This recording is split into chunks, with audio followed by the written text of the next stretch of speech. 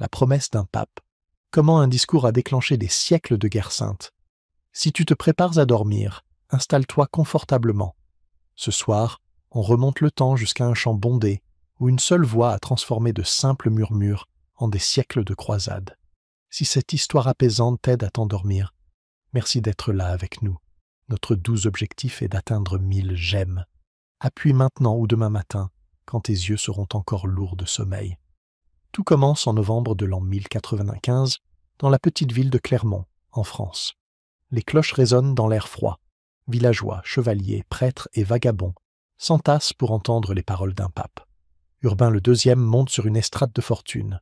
Il n'est pas venu offrir un traité, ni une pièce d'or, mais une promesse. Et une promesse, bien dite, peut déplacer des montagnes. Urbain parle d'églises lointaines détruites et incendiées, de pèlerins blessés sur les routes sinueuses menant à Jérusalem. Il évoque des alliés de l'Est réclamant de l'aide. Mais il ne plaide pas comme un avocat. Il prêche comme un homme de foi qui connaît la douleur cachée sous l'armure. Il propose un chemin à la fois héroïque et étrangement simple. Prenez la croix, partez vers l'Est, et vos péchés, oui, même les plus lourds et les plus secrets, seront effacés. Au début, la foule se penche en avant, puis elle se met à frémir. Les mots se déposent et quelque chose d'électrique traverse l'air glacé. Les gens crient « Dieu le veut !» Ils déchirent des morceaux de tissu et cousent de petites croix sur leurs manteaux. Les amis se serrent les poignets. Les vieilles dettes, les vieilles hontes paraissent soudain plus légères, rien qu'en disant oui. Ce voyage, qui devrait sembler impossible, commence à ressembler à une porte ouverte. Si tout cela n'avait été que politique, le moment se serait effacé. Mais cette promesse va plus loin que la politique. Elle touche la peur de la mort, la soif de sens, le besoin d'appartenir à une histoire plus grande que des chants fatigués et des loyers impayés. Urbain connaît le pouvoir du rythme. Il désigne un ennemi, pointe vers une ville sainte, puis fait la chose la plus douce et la plus redoutable. Il fait de la rédemption une route que l'on peut parcourir entre amis. Ne courons pas trop vite. L'essor des ordres religieux, ces moines soldats aux vœux secrets, viendra plus tard. Reste avec moi, on y arrivera bientôt. Nous ne parlerons pas non plus tout de suite des sultans célèbres ni des traités du désert. Ils appartiennent à d'autres chapitres de cette série. Pour l'instant, il n'y a qu'une voie, un ciel d'hiver et une décision qui va mettre l'Europe en marche. Certains y entendent du courage, d'autres y voient une occasion. Les fils sans terre imaginent des domaines au-delà de la mer. Les marchands rêvent de caravanes. Les seigneurs pensent à leurs dettes, prêtes à disparaître sous des bannières flottant vers le soleil levant. Tout le monde n'est pas pieux. Certains sont simplement pragmatiques. Voilà la vérité inconfortable de cette première étincelle. La foi est bien là, mais aussi la faim, la peur, l'orgueil et l'espérance, tressés ensemble dans une seule flamme. La promesse d'Urbain est aussi un cadre. Au lieu de demander « Devons-nous combattre ?», il pose la question « Voulez-vous être pardonné ?» Le raisonnement change. Ne rien faire, c'est rester coupable. Agir, c'est être libre. C'est brillant, terrible, inoubliable. Dans les mois qui suivent Clermont, des prêcheurs portent ce feu de marché en marché. Une carte se déroule à travers l'Europe. Des croix se multiplient. Des rumeurs galopent plus vite que les chevaux. Fais une pause. Imagine un chemin étroit au crépuscule. Un garçon traçant une croix sur sa manche. Une mère posant une main sur sa joue. Un chevalier fixant l'horizon, comptant en silence le prix à payer. Aucun ne connaît encore les sièges à venir, les villes qui s'étoufferont sous la fumée. Ils ne connaissent qu'une promesse qui sonne comme une guérison. Était-ce de la compassion pour les chrétiens d'Orient, une manœuvre contre des princes rivaux, ou un plan patient pour unir des guerriers agités sous une même cause? Tout cela est peut-être vrai, mais ce soir, alors que tes yeux se ferment, garde en tête une vérité plus simple. Un seul discours a répondu à une prière murmurée par des milliers de voix, que ma vie est un sens. Le bain de sang de Jérusalem, quand la guerre sainte devint un massacre. Les portes de Jérusalem étaient censées s'ouvrir au chant de victoire, pas aux cris. Les croisés avaient marché presque 4 ans à travers la faim, la trahison et des souffrances inimaginables, pour un seul rêve, la ville sainte. Mais quand ce rêve devint enfin réalité, il se noya dans le sang. Ce n'était pas le salut, c'était un carnage. Et ce qui s'est passé entre ces murs anciens, en juillet de l'an 1099, allait à jamais souiller l'idée même de guerre sainte. Quand les croisés aperçurent de Jérusalem scintillant sous le soleil du désert, beaucoup tombèrent à genoux en larmes. Certains embrassèrent la terre sèche, d'autres prièrent, tremblant de fièvre et d'épuisement. On leur avait promis que parvenir jusqu'à cette ville purifierait leurs âmes, que le Tout-Puissant lui-même leur offrirait le paradis pour cet instant. Mais ce qu'ils trouvèrent, c'était une cité fortifiée, prête à mourir plutôt que de se rendre. À l'intérieur, musulmans et juifs se préparaient au pire. À l'extérieur, une armée de fanatiques à moitié affamés aiguisait ses lames. Le siège dura des semaines. Les croisés construisirent d'immenses tours de bois, les traînant sur un terrain rocailleux sous une pluie de flèches et de feu. Le soleil était impitoyable, et l'eau si rare que des hommes buvaient dans des fossés remplis de sang et de boue. Chaque pas vers les murs semblait une descente en enfer, mais pour eux, c'était une épreuve céleste. Puis, le 15e jour de juillet, les défenses de la ville cédèrent enfin, et tout bascula. Ce qui suivit ne fut pas une victoire, mais une explosion de folie. Les chroniques, même celles écrites par les scribes des croisés, décrivent des scènes si atroces qu'elles paraissent irréelles. Les rues se teintèrent de rouge, les cadavres s'entassèrent dans les coins, l'air était saturé de fumée et de chair brûlée. Dans la mosquée Al-Aqsa, des centaines de musulmans sans armes, hommes, femmes, enfants, cherchèrent refuge, pensant que le lieu sacré les protégerait. Au lieu de cela, les croisés les massacrèrent à l'intérieur de ce qu'ils appelaient la maison du Seigneur. Un témoin affirma que les soldats marchèrent dans le sang, jusqu'aux chevilles. Un autre dit « jusqu'aux genoux ». Peut-être avaient-ils tous deux raison. Et le plus terrifiant, c'est que beaucoup de ces soldats croyaient accomplir la volonté du Tout-Puissant. La promesse du pape, faite des années plus tôt, celle qui avait tout déclenché, résonnait encore dans leurs esprits. « Combattez pour Jérusalem, et vos péchés seront pardonnés ». Certains pensaient que chaque coup d'épée effaçait une vie entière de fautes. D'autres étaient simplement ivres de rage, de vengeance et de la folie de la victoire. « Le Seigneur le veut !» criaient-ils, comme si ce cri pouvait justifier l'horreur. Quand le massacre prit fin, un silence lourd s'abattit sur la ville. Les croisés se lavèrent, changèrent leurs vêtements maculés de sang, puis marchèrent pieds nus dans les rues jusqu'à l'église du Saint-Sépulcre. Ils pleuraient encore, mais cette fois de joie. Ils croyaient avoir sauvé le monde. Dehors, les corps des massacrés pourrissaient sous le soleil du désert. En Europe, la nouvelle de la victoire se répandit comme une traînée de poudre. Les cloches sonnèrent, les prêtres prêchèrent la gloire divine. Mais aucun ne parla du prix à payer, d'une ville entière transformée en cimetière. Pour le pape, c'était la preuve de la faveur de Dieu. Pour ceux qui avaient survécu, c'était la preuve que les hommes pouvaient devenir des monstres dès qu'ils croyaient le ciel de leur côté. Le monde musulman, bouleversé par l'ampleur du massacre, ne l'oublia jamais. Le souvenir de la chute de Jérusalem devint une plaie ouverte, transmise de génération en génération. Une plaie qui allait bientôt appeler l'une des plus grandes contre-attaques de l'histoire. Car, dans les décennies suivantes, un nouveau chef émergerait du monde islamique, unifiant des royaumes divisés avec un seul but, reprendre Jérusalem. Mais cette histoire, c'est pour plus tard, quand apparaîtra celui qu'on appellera Saladin. Pour l'instant, retenons ceci.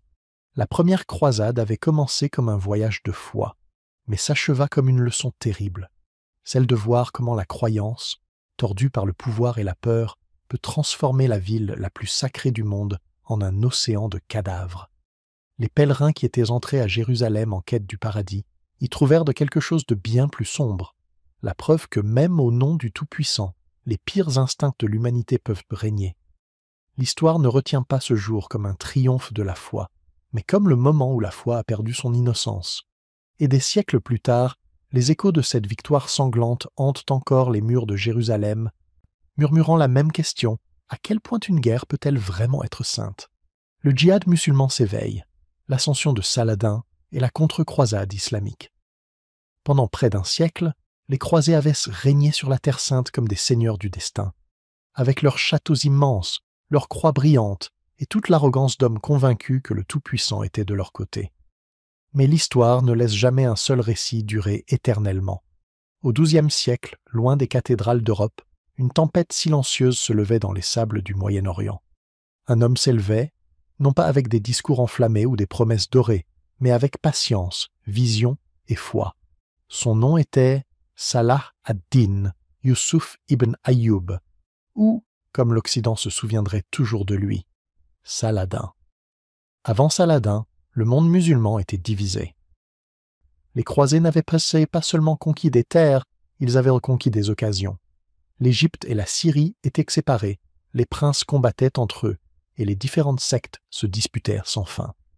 Chaque défaite face aux croisés n'était pas qu'une perte militaire, c'était une humiliation pour l'islam tout entier. L'appel au djihad, la lutte spirituelle contre les envahisseurs, était murmuré, mais pas encore crié. Les musulmans avaient la foi, mais pas l'unité. Saladin allait changer cela. Il n'était pas né roi. En réalité, Saladin avait commencé comme un érudit tranquille au service de son oncle Shirkuh, un général kurde. Il étudiait le droit, la poésie et le Coran, pas vraiment le parcours d'un conquérant. Mais quand le destin l'appela, il répondit présent. Après des années de campagnes en Égypte, Saladin devint vizir du Caire. Et depuis cette position improbable, il entreprit quelque chose d'inattendu. Il unifia les musulmans, non pas par la peur, mais par la foi. Son génie n'était pas seulement militaire, il était moral. Là où les chefs croisés régnaient souvent par la cupidité et la trahison, Saladin gouvernait avec mesure. Il interdit le pillage, épargna les prisonniers et traita les chrétiens avec respect, même en pleine guerre. Il avait compris quelque chose que les croisés avaient oublié. La foi sans justice est vide, et la justice, entre ses mains, devint une arme plus tranchante que n'importe quelle épée. Quand il tourna son regard vers Jérusalem, Saladin avait déjà accompli l'impossible. Il avait uni l'Égypte et la Syrie sous une même bannière. Soudain, les croisés ne faisaient plus face à des ennemis éparpillés, mais à un front islamique uni, animé par la discipline, la foi et une conviction divine. Le djihad n'était plus seulement une reconquête territoriale, c'était une quête pour restaurer la dignité. À l'été de l'an 1187, les troupes de Saladin affrontèrent l'armée des croisés, à un endroit appelé Aten. Le soleil brûlait, l'air tremblait, et les croisés, alourdis par leurs armures, se retrouvèrent piégés, sans eau. Ce fut brutal, impitoyable et décisif. L'armée chrétienne fut anéantie, la relique de la vraie croix capturée. Le rêve croisé de domination s'effondra dans la poussière. De là, Saladin marcha sur Jérusalem. Mais ce qui suivit le distingua de tous les conquérants avant lui.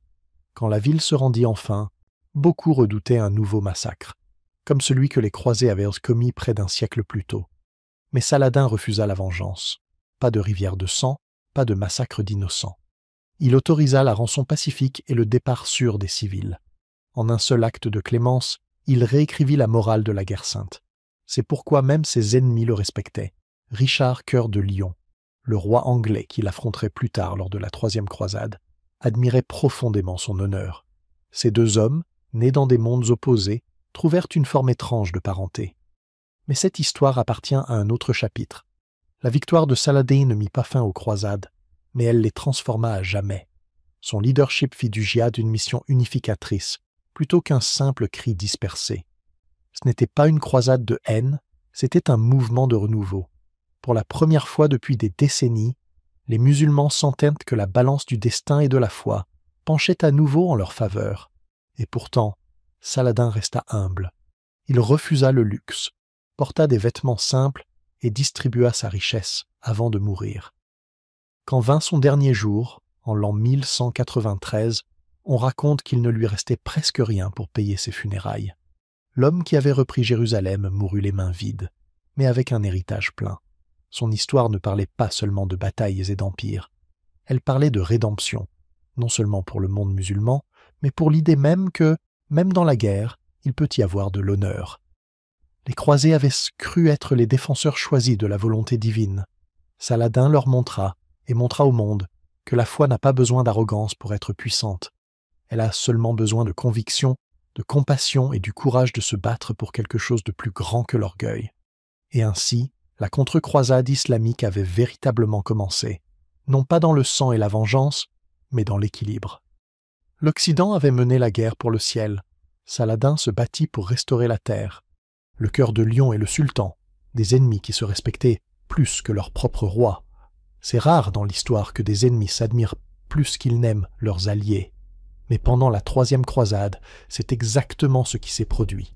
Imagine deux hommes nés dans des mondes différents, l'un élevé dans les châteaux anglais, l'autre dans les palais de Damas. L'un connu pour sa férocité au combat, l'autre pour sa grâce et sa retenue. Richard Cœur de Lion et Saladin, deux noms qui résonnent encore comme des légendes. Mais ce qui rend leur rivalité si inoubliable, ce n'est pas seulement la guerre, c'est le respect étrange et indéniable qui les liait, un respect plus fort que la haine qui les entourait. Quand Richard débarqua en Terre Sainte, à la fin du XIIe siècle, le rêve croisé s'éteignait déjà. Jérusalem était tombée aux mains de Saladin quelques années plus tôt, provoquant un choc dans toute la chrétienté. Roi et pape prêchèrent à la vengeance, les armées s'assemblèrent, et pour une fois, les monarques d'Europe tentèrent de s'unir. Tentèrent, c'est le mot juste, car la troisième croisade, censée reprendre la ville sainte, devint vite une parade d'égos. Et au milieu de ce chaos se tenaient deux hommes qui, dans un autre monde, auraient sans doute été amis. Richard n'était pas un roi médiéval ordinaire. Il passait peu de temps en Angleterre, parlait à peine anglais et se souciait bien plus de gloire que de gouvernement. Mais sur le champ de bataille, il était inarrêtable.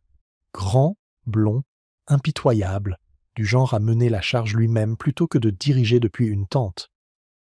Sa légende n'était pas exagérée, elle s'était forgée dans le sang. Et face à lui se tenait Saladin, le sultan d'Égypte et de Syrie, l'homme qui avait uni le monde musulman divisé sous une seule bannière. Contrairement à beaucoup de dirigeants de son temps, Saladin n'était pas mû par la cupidité ou la vanité.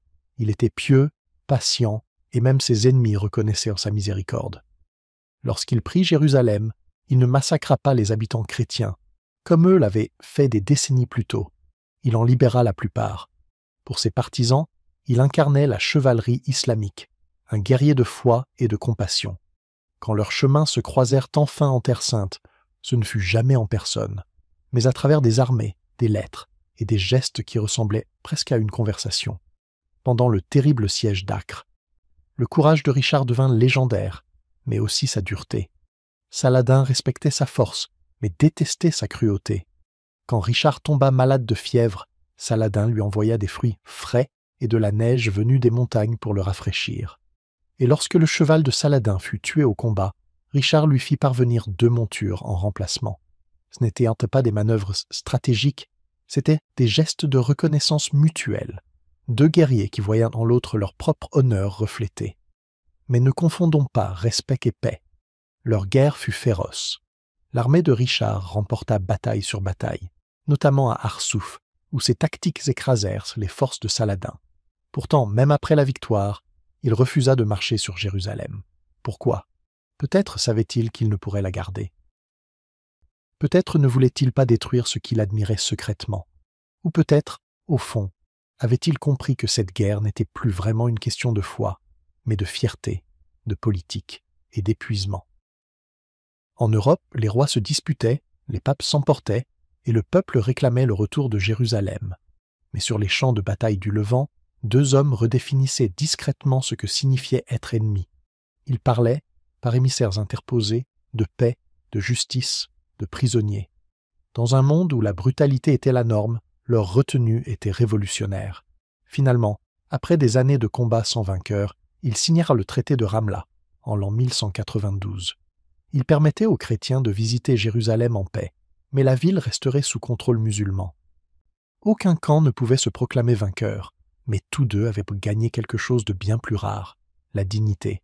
Quand la nouvelle du départ de Richard pour l'Europe se répandit, Saladin lui envoya des présents et assura sa sécurité. Et lorsque Saladin mourut moins d'1 an plus tard, Richard le pleura comme un frère d'armes. Un grand prince, dit-il, et le plus brave des ennemis. Pense à cela, un homme qui avait tué des milliers de personnes au nom de la foi, inclinant la tête pour celui qui s'était dressé contre lui.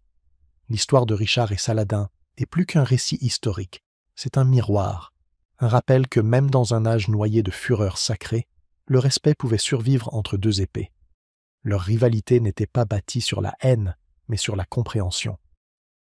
Tous 2 croyaient que le Tout-Puissant était de leur côté, mais chacun voyait l'humanité dans l'autre, et c'est ce qui rend leur guerre inoubliable.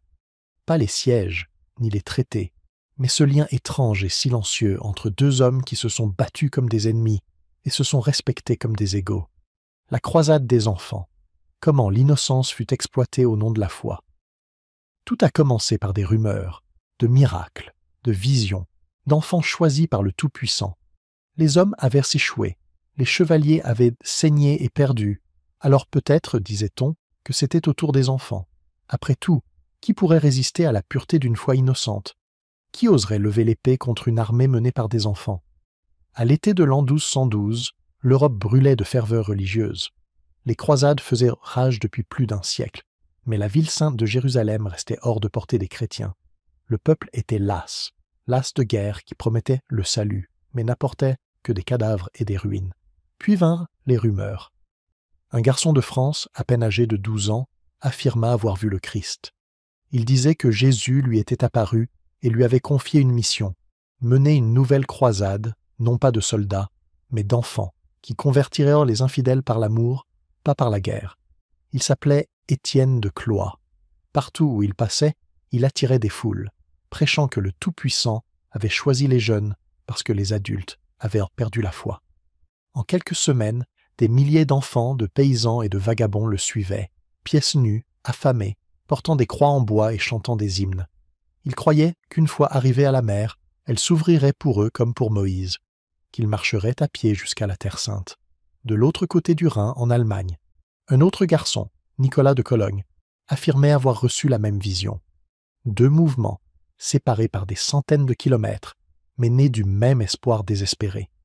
Bientôt, des dizaines de milliers d'enfants, d'adolescents et même d'adultes traversaient l'Europe en procession misérable. Ils brandissaient des bannières, récitaient des prières, persuadés que le Tout-Puissant guidait leurs pas. Pas d'armée, pas de provisions, pas de plan, juste la foi. Mais la foi peut devenir dangereuse quand elle se heurte au monde réel. Le voyage fut atroce.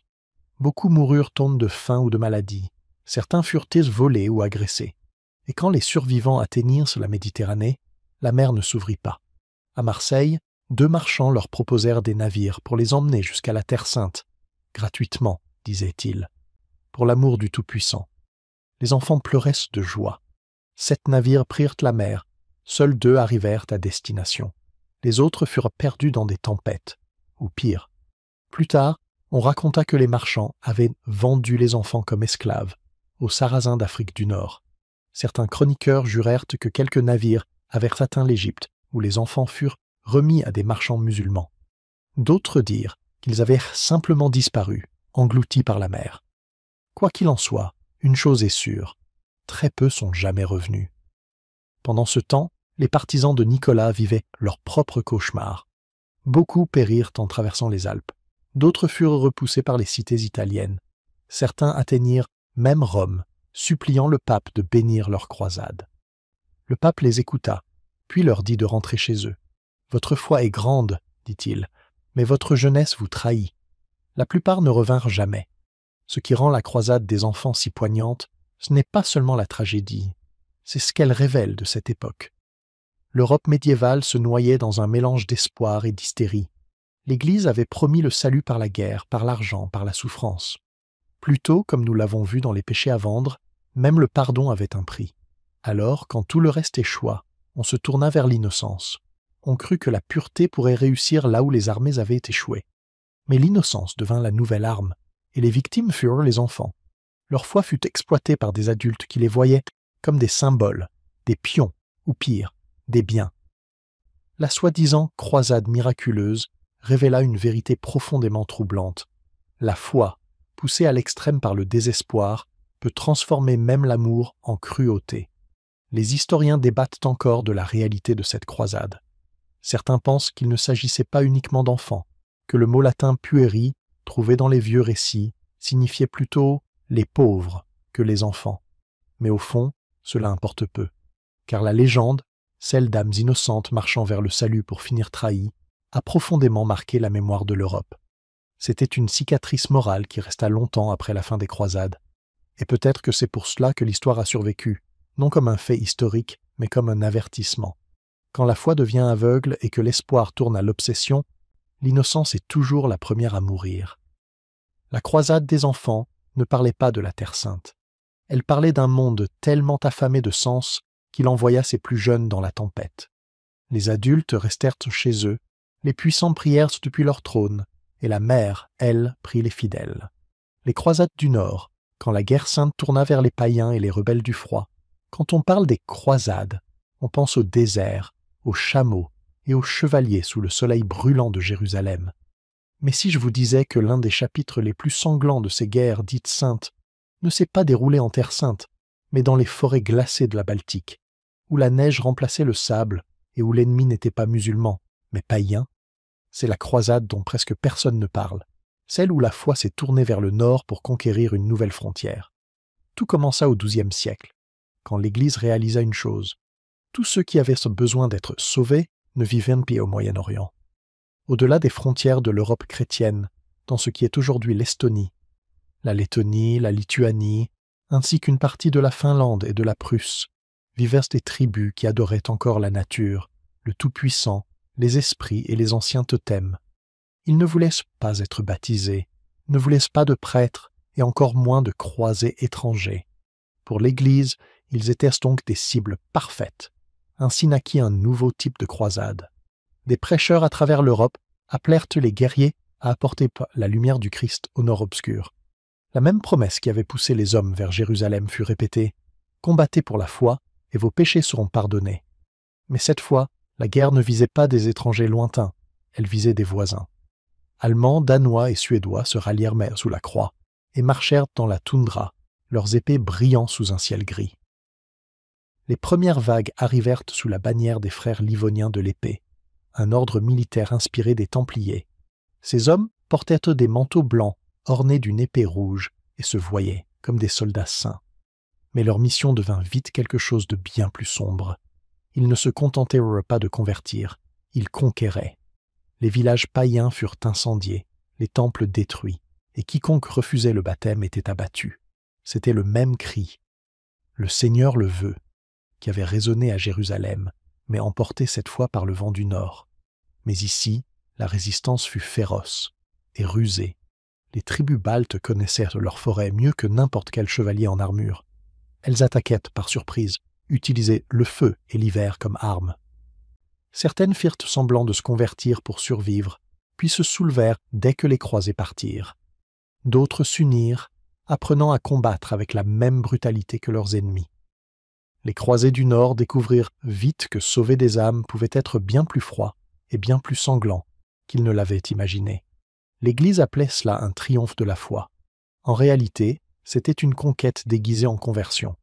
Chaque église bâtie dans la Baltique était une forteresse, chaque baptême une déclaration de domination. Et au fil des décennies, ces quais et guerres saintes se transformèrent en une machine de colonisation. L'ordre teutonique, une autre force croisée, finit par prendre le contrôle, créant un véritable État militaire s'étendant sur la Prusse et les côtes baltiques. Pour les étrangers, ils étaient des chevaliers saints. Pour les habitants, des envahisseurs couverts d'écriture. Mais voici le paradoxe. Alors que les croisades de Jérusalem s'effondraient, celles du Nord, elles, réussirent. Elles redessinèrent la carte de l'Europe du Nord. Les religions païennes qui avaient survécu des millénaires disparurent sous le poids de l'épée et de la croix. Les tribus qui résistèrent furent exterminées, assimilées ou réduites en esclavage. Et l'Église se félicita. Les païens étaient morts, la terre civilisée, la mission accomplie. Mais à quel prix? Des siècles plus tard, l'héritage de ces guerres résonnerait encore. Les territoires conquis par les chevaliers teutoniques deviendraient les racines de futurs empires, et leur méthode de conquête, cette manière de sauver, par la force, laisserait des cicatrices profondes, longtemps après que la ferveur religieuse se soit éteinte.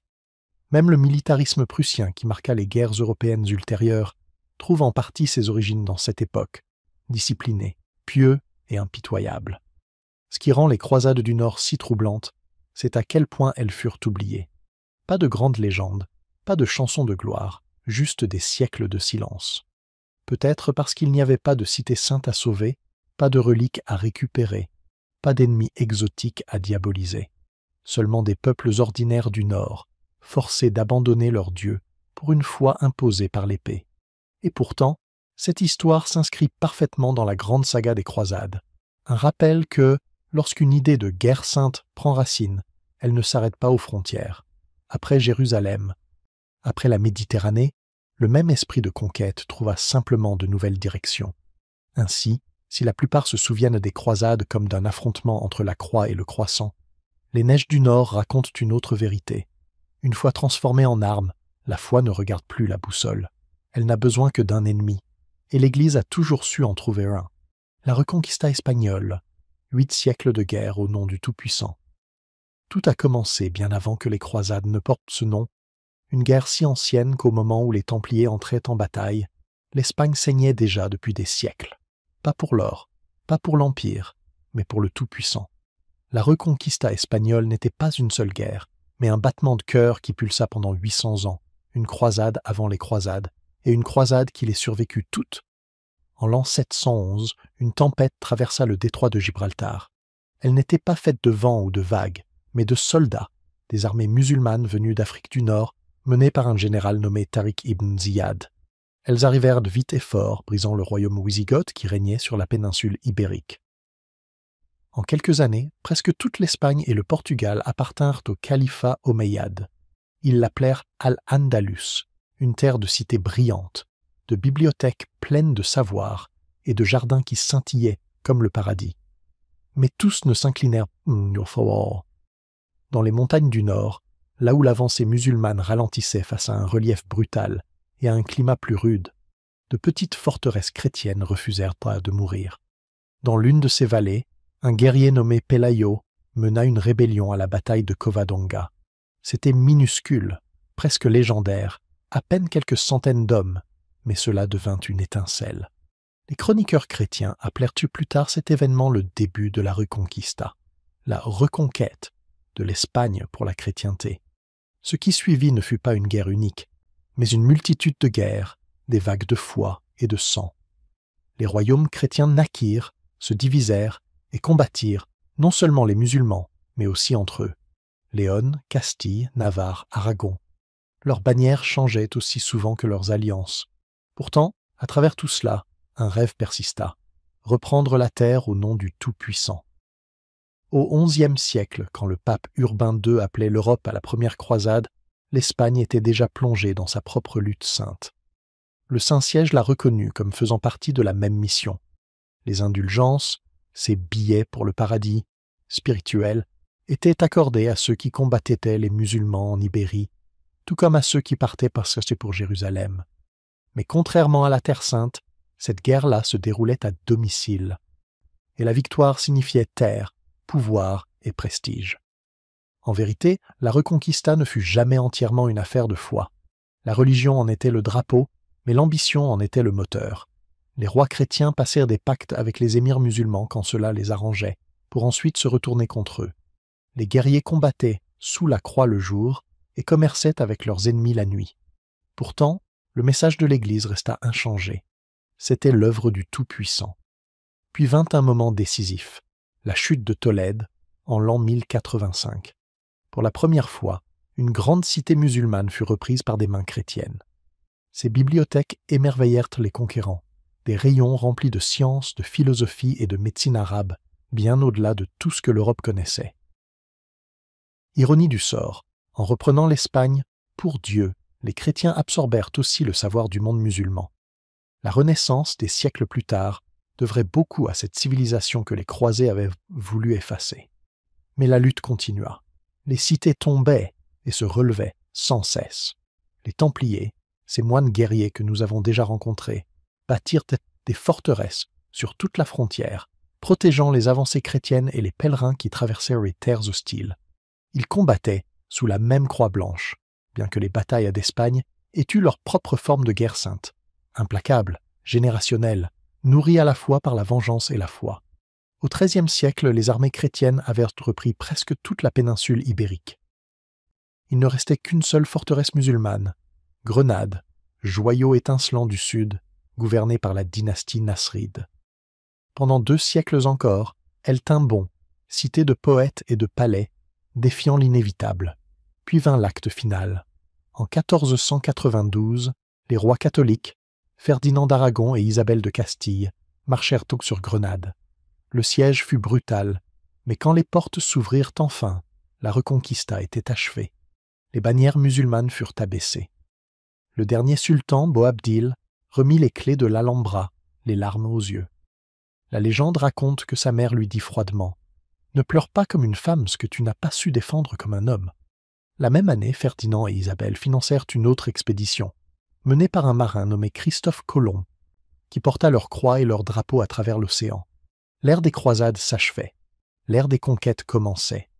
Mais cette victoire eut un prix. Ces mêmes monarques qui avaient uni l'Espagne au nom du Tout-Puissant déclenchèrent l'Inquisition espagnole, expulsant les Juifs et les musulmans qui refusaient de se convertir. Le rêve d'unité sacrée devint un empire de peur. La Reconquista avait peut-être commencé comme un combat pour la foi, mais elle se termina comme un avertissement, celui du danger d'une religion transformée en arme qui survit à la raison elle-même. 8 siècles de guerre au nom du Tout-Puissant, et quand tout fut enfin fini, l'Espagne avait gagné la terre, mais perdu son innocence. L'ascension ottomane, de la fin des croisades à l'aube d'un empire. Tout commença doucement, non par le fracas des épées ou le rugissement des armées saintes, mais par quelque chose de plus discret, un basculement du pouvoir. À la fin du XIVe siècle, les croisades s'étaient épuisées. Le rêve glorieux de reconquérir Jérusalem n'était plus qu'un souvenir, étouffé par la cupidité, la politique et la lassitude. L'Europe se fragmentait. Les grands châteaux croisés d'Orient tombaient en ruine. Les chevaliers qui jadis combattaient sous la croix s'entre-déchiraient désormais. Et dans ce monde fissuré, au milieu des cendres de la foi, une nouvelle puissance s'élevait à l'Est, une puissance qui transformerait les décombres des croisades en fondation d'un empire.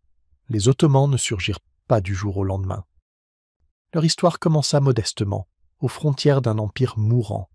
Les Turcs seldjoukides s'étaient désunis, les Mongols avaient balayé l'Orient, et l'empire byzantin n'était plus que l'ombre de lui-même. Dans ce chaos, un chef tribal nommé Osman prit la relève. Son peuple était composé de guerriers des confins, les Ghazis, des combattants sacrés se voyant comme les défenseurs de la frontière de l'islam. La bande d'Osman ne luttait pas pour la gloire mais pour la survie, attaquant les terres byzantines, absorbant les rivaux vaincus et taillant peu à peu un nouveau royaume. C'est d'Osman, ou Othman en arabe, que vient le nom ottoman. Mais ce qu'il bâtit n'était pas un royaume ordinaire, c'était une machine forgée à la fois par la foi et la raison. Ses successeurs ne se contentèrent pas de combattre, ils organisèrent. Ils prirent le meilleur de chaque peuple conquis, les administrateurs grecs, les érudits arabes, les architectes persans. Ils ne détruisirent pas le savoir, ils l'intégrèrent. Tandis que l'Europe se consumait dans ses guerres internes et ses rêves croisés mourants, les Ottomans perfectionnaient patiemment un système fondé sur la discipline, la tolérance et une ambition implacable. Quand les descendants d'Osman commencèrent à s'étendre vers l'ouest, l'esprit des croisades en Europe s'était déjà effondré sous le poids de la superstition et de la politique. Les papes lançaient encore des appels à la guerre sainte, mais presque plus personne ne répondait. La dernière grande croisade, celle de Nicopolis, en l'an 1396, se termina par un désastre, écrasé par le sultan Bayezid surnommé l'Éclair. Ce fut le moment où le monde médiéval comprit que les rôles s'étaient inversés.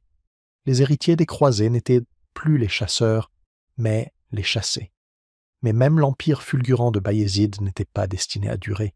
Le conquérant mongol Tamerlan, venu d'Asie centrale, écrasa l'armée ottomane au début du XVe siècle. Pendant un instant, on crut le rêve terminé. Pourtant, contre toute attente, les Ottomans ne s'effondrèrent pas. Ils se relevèrent, ils apprirent de leur défaite, et ils revinrent de plus fort. Puis vint Mehmed le second, le conquérant. À seulement 21 ans, il accomplit ce qu'aucun croisé n'avait jamais pu faire. Il prit Constantinople. La cité, forteresse du christianisme depuis plus d'un millénaire, tomba entre les mains ottomanes en l'an 1453. Les murs qui avaient résisté à des siècles d'assaut s'effondrèrent sous le tonnerre des canons géants. Une nouvelle guerre pour un nouvel âge. Quand la ville tomba, Mehmed entra par les portes brisées et se dirigea droit vers la grande Sainte-Sophie, le cœur de la foi byzantine. Il ne la détruisit pas, il la transforma. La cathédrale devint une mosquée, non comme un acte de vengeance, mais comme un symbole de continuité. Constantinople renaquit en Istanbul, le cœur battant d'un empire qui s'étendrait sur 3 continents. En vérité, la chute de Constantinople ne fut pas seulement la fin de l'Empire byzantin, ce fut la fin véritable des croisades. Pendant des siècles, l'Europe chrétienne avait tenté de conquérir l'Orient au nom du Tout-Puissant. Désormais, l'Orient venait de conquérir l'une des villes les plus saintes de la chrétienté. non par la rage, mais par la stratégie, l'unité et la vision. L'ironie était flagrante. Les Ottomans ne s'arrêtèrent pas là. Ils s'étendirent dans les Balkans, au Moyen-Orient et en Afrique du Nord. Leurs armées marchèrent sous le croissant, leurs navires dominaient la Méditerranée, et leurs architectes redessinèrent les horizons de Damas à Sarajevo. Mais ce qui rendait leur empire vraiment exceptionnel, ce n'était pas seulement la conquête, c'était sa longévité. Les États croisés avaient duré à peine 2 siècles. L'Empire ottoman, lui, tiendrait 600 ans. Comment y parvinrent-ils? En maîtrisant ce que les croisés n'avaient jamais compris, l'équilibre. Les Ottomans savaient que le pouvoir ne repose pas seulement sur les armes, mais aussi sur le commerce, la culture et l'art de gouverner la diversité. Chrétiens, juifs et musulmans vivaient souvent plus paisiblement sous leur domination qu'ils ne l'avaient fait sous les rois chrétiens. Cela ne rendait pas l'empire doux, il pouvait être impitoyable. Mais il n'était pas aveuglé par la haine religieuse. Les Ottomans ne menaient pas des croisades, ils bâtissaient une civilisation. Pendant ce temps, en Europe, un étrange retournement s'opérait. Tandis que les Ottomans s'élevaient, l'ancienne idée de guerre sainte prenait une nouvelle forme. Les croisades avaient échoué militairement, mais elles avaient transformé à jamais l'esprit de l'Occident. Quand des explorateurs comme Christophe Colomb ou des conquistadors comme Cortés traversèrent les océans, ils portèrent le même idéal, non plus la croix rouge de Jérusalem, mais la conviction que la conquête pouvait être sacrée. L'esprit des croisades ne mourut pas, il changea simplement de continent. Quand nous atteindrons plus tard l'héritage de la propagande, on verra comment l'Orient et l'Occident continuèrent à réécrire cette histoire, chacun revendiquant la victoire morale. Pour les chrétiens, les croisades devinrent un récit de gloire perdue. Pour les musulmans, une histoire de résistance et de persévérance. Mais pour les Ottomans, ce n'était qu'un chapitre clos. Les croisés étaient venus et repartis. L'empire né de leurs cendres avait été bâti, non par ceux qui criaient « Dieu le veut », mais par ceux qui savaient comment faire durer le pouvoir. Et peut-être est-ce là la véritable fin de l'histoire des croisés, non à Jérusalem, mais à Istanbul. Car si les croisades avaient recommencé comme des guerres de foi, elles se terminèrent en leçons d'empire. Le monde sorti de leurs cendres n'appartenait plus aux fanatiques ni aux papes, mais à ceux qui avaient compris comment bâtir quelque chose qui survivrait à la ferveur. De la fin des croisades naquit l'aube d'un empire. Péché à vendre. Comment l'Église a utilisé le paradis comme outil de recrutement? Il fut un temps où le pardon avait un prix, et où le salut pouvait s'acheter comme un pain. Pas sur un étal de marché, mais auprès de l'institution la plus puissante du monde, l'Église médiévale. Difficile à croire, n'est-ce pas? Pourtant, durant les croisades, le paradis lui-même devint une monnaie d'échange, vendue pour lever des armées au nom de Dieu. Et les gens faisaient la queue, chevaliers, paysans, même voleurs, car qui refuserait de laver tous ses péchés d'un simple coup d'épée? Voici l'histoire de la foi transformée en monnaie et de la culpabilité devenue l'arme de recrutement la plus efficace de l'histoire humaine. Quand le pape Urbain le II lança le premier appel à la croisade, en l'an 1085, ces mots allumèrent un feu, mais la foi seule ne déplace pas les foules.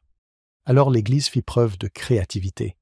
Elle offrit quelque chose de bien plus précieux que l'or ou les terres, l'indulgence, cette sorte de carte de sortie du purgatoire. Le message était simple, prenez la croix, marchez vers Jérusalem, et vos péchés disparaîtront. Pas de purgatoire, pas de punition, direction le paradis. Une offre trop divine pour être refusée. Pense-y. La vie dans l'Europe médiévale était rude, brutale et courte. Maladie, famine, guerre. Chacun craignait de mourir avec son âme encore souillée. L'Église connaissait cette peur par cœur. Elle avait bâti sa puissance dessus depuis des siècles. Et maintenant, elle l'exploitait. Les prêtres tonnèrent depuis les chairs. Combattez pour le Christ et votre âme sera sauvée. Pour les chevaliers couverts de sang et de remords, cela sonnait comme la miséricorde enveloppée dans une armure. Pour les paysans noyés dans la misère, c'était une promesse de sens au-delà de la souffrance. Mais l'Église ne s'arrêta pas là. Elle découvrit que la culpabilité était une ressource renouvelable. Si combattre offrait le pardon, pourquoi ne pas permettre à ceux qui ne pouvaient pas partir de payer pour la même grâce? Ainsi, le système des indulgences s'élargit. Un chevalier trop vieux pour marcher pouvait acheter la bénédiction. Une veuve pouvait payer pour l'âme de son mari. Même les rois signèrent des terres entières pour assurer leur salut. La guerre sainte venait de trouver son modèle économique parfait, et les affaires prospéraient. Bien sûr, il y eut des voix sceptiques, même à l'époque. Certains moines murmuraient que le salut ne devrait pas être à vendre, que le pardon était devenu une franchise. Mais la machine était trop puissante. Chaque sermon, chaque pièce jetée dans un coffre, chaque promesse papale poussait les croisades toujours plus loin vers l'Est. On ne se battait plus seulement pour des terres, mais pour l'éternité. Le génie et la noirceur du système résidaient dans sa simplicité. Pas besoin de comprendre la politique ou la théologie. Il suffisait de croire que ta douleur avait un sens. L'Église te disait que mourir au combat n'était pas une tragédie, mais un triomphe. Meurs pour le Christ, et ton âme vivra à jamais. Qui pouvait discuter avec ça? Au fil des croisades, l'idée se propagea comme un feu. Quand des milliers de personnes marchèrent vers Jérusalem lors de la première croisade, elles n'étaient pas seulement des soldats, mais des pécheurs en quête de rédemption. C'est pour cela que tant sont partis sans hésiter, laissant derrière eux famille, ferme et avenir. Ils croyaient vraiment marcher vers le paradis, même si cela signifiait mourir en chemin. Le système fonctionnait si bien qu'il survécut à ses inventeurs. Les indulgences devinrent la norme, imprimées, tarifées, même annoncées des siècles plus tard. Bien après la fin des croisades, la même promesse résonnait encore. « Donne à Dieu, et il te pardonnera. » Il fallut attendre la Réforme pour que tout s'écroule, mais au XIIe siècle, c'était l'arme secrète de l'Église, le moteur psychologique derrière les guerres saintes. Avec le recul, il est troublant de voir à quel point le sacré et la stratégie se mêlaient si facilement. La foi donnait du courage, mais la peur assurait l'obéissance. Et l'Église savait parfaitement doser les deux. Le rêve d'Urbain de reprendre Jérusalem avait peut-être commencé dans la foi, mais ce sont les indulgences qui en firent un mouvement. Plus tard, quand les Templiers surgirent, ces moines guerriers qui brouillaient la frontière entre piété et profit, ils héritèrent de cette même idée. Eux aussi promettaient une récompense céleste à travers la bataille terrestre. Mais ça, c'est une autre histoire. Pour l'instant, retiens seulement ceci. Les croisades ne furent pas menées qu'avec des épées. Elles furent menées avec des sermons, de la culpabilité et la promesse scintillante du paradis, vendue aux désespérés, emballée comme dévotion et commercialisée comme salut. Et au final, ce n'est pas seulement Jérusalem qui fut conquise. Ce fut l'âme humaine, convaincue qu'on pouvait acheter le ciel à condition d'y verser son sang. La marche des fanatiques, foi, fureur et chaos de la première croisade. On disait que c'était la volonté du Tout-Puissant. Et cette simple phrase, « Deus vult », a suffi à bouleverser toute l'Europe. Personne ne l'a remise en question. Personne ne s'est arrêté pour réfléchir. Les gens ont simplement posé leurs outils, embrassé leurs familles et ont pris la route vers l'Est. Paysans, chevaliers, moines, des dizaines de milliers de personnes venues de tous les coins de la chrétienté, convaincus que marcher vers une terre lointaine purifierait leurs péchés et leur offrirait le paradis éternel. Mais ce qui a réellement commencé n'était pas une marche de saints. C'était une tempête de désespoir, d'illusion et de rage, une marche qui allait plonger la Terre Sainte dans le chaos avant même qu'une seule épée n'atteigne Jérusalem. On était à la fin du XIe siècle. L'air vibrait de sermons et de peur. On murmurait que les Turcs conquéraient des terres chrétiennes, que des pèlerins étaient massacrés, que la fin du monde approchait. Puis est venu le discours tonitruant du pape Urbain, celui dont on parlera plus en détail plus tard, appelant chaque chrétien à prendre la croix et à libérer Jérusalem. Pour beaucoup, ce n'était pas qu'un appel religieux, c'était une bouée de sauvetage. La vie dans l'Europe médiévale était brutale. Famine, maladie, guerres incessantes. La croisade offrait quelque chose qu'aucun seigneur ni roi ne pouvait promettre. Le pardon, un but et la gloire. Mais voici ce que personne n'avait prévu. La première vague de la croisade n'a pas été menée par des rois ni par des armées entraînées. Elle l'a été par des fanatiques. Des fermiers avec des fourches, des moines pieds nus, des femmes portant leurs enfants. Les historiens l'appellent la croisade des pauvres. Mais ce nom paraît presque trop doux. C'était une croisade du chaos et elle a commencé avec un homme nommé Pierre l'Ermite. Pierre n'était ni noble ni général. C'était un prédicateur errant, petit, dépenaillé, mais infatigable. Sa voix portait le feu. Partout où il allait, les foules se rassemblaient, pleuraient, tremblaient, le suppliaient de les emmener. Il leur promettait des miracles. Il disait que le Tout-Puissant guiderait leur route et que les anges ouvriraient le passage. Des milliers le suivirent, non pas par raison, mais par une foi aveugle et brûlante. Certains croyaient même que le monde finirait une fois Jérusalem libérée, alors ils se précipitèrent vers leur destin. En traversant l'Europe, La frontière entre dévotion et folie s'effaça vite. Sans vivre ni commandement, l'host armé de la puissance divine devint une foule affamée. Ils mendièrent, puis volèrent, puis mirent le feu. Quand la nourriture manqua, ils pillèrent ceux des villages chrétiens. Et bientôt, leur fureur trouva une cible plus sombre, tous ceux qui ne partageaient pas leur foi. Dans les villes, le long du Rhin, des communautés juives furent massacrées au nom du Christ. Ce n'étaient pas des soldats, mais des paysans ivres de fanatisme. Ce qui devait être un pèlerinage sacré se transforma en un chemin d'horreur à travers l'Europe, bien avant que les croisés ne posent le pied sur des terres musulmanes. Et pourtant, ils continuèrent, affamés, pieds nus, poussés par les sermons et la superstition, ils atteignirent enfin le territoire byzantin. L'empereur Alexis Comnène jeta un œil à cette horde de zélotes sans discipline et prit peur. Il avait demandé de l'aide à l'Occident, pas une émeute. Il tenta de les nourrir, de les faire avancer rapidement, juste pour s'en débarrasser. Mais une fois qu'ils eurent franchi la frontière turque, sans stratégie, sans commandement, le résultat fut inévitable. Les Turcs les massacrèrent. Des milliers furent tués en quelques jours. La croisade des pauvres se termina non pas en triomphe, mais en un champ d'ossements éparpillé à travers l'Anatolie. Et pourtant, ce n'était que le début, car quand les véritables armées croisées arrivèrent, celles menées par des nobles et des chevaliers, qui domineront la suite de l'histoire, elles ne vinrent pas pour apprendre des erreurs des fanatiques. Elles vinrent pour achever ce que les paysans avaient pensé commencer.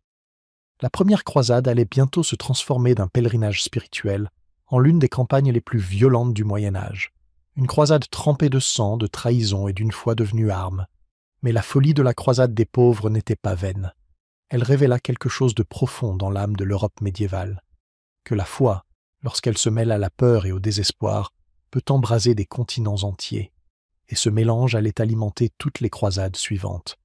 Même lorsque des chevaliers en armure brillante prirent-ils la relève, l'écho de ces zélotes pieds nus résonnait encore. Cette conviction brute que le Tout-Puissant était de leur côté, quoi qu'ils fassent, devint le moteur de toutes les guerres saintes à venir. Car avant même que les épées ne soient tirées, l'Église avait trouvé comment transformer le péché lui-même en arme. La naissance des Templiers, moines guerriers et secrets cachés.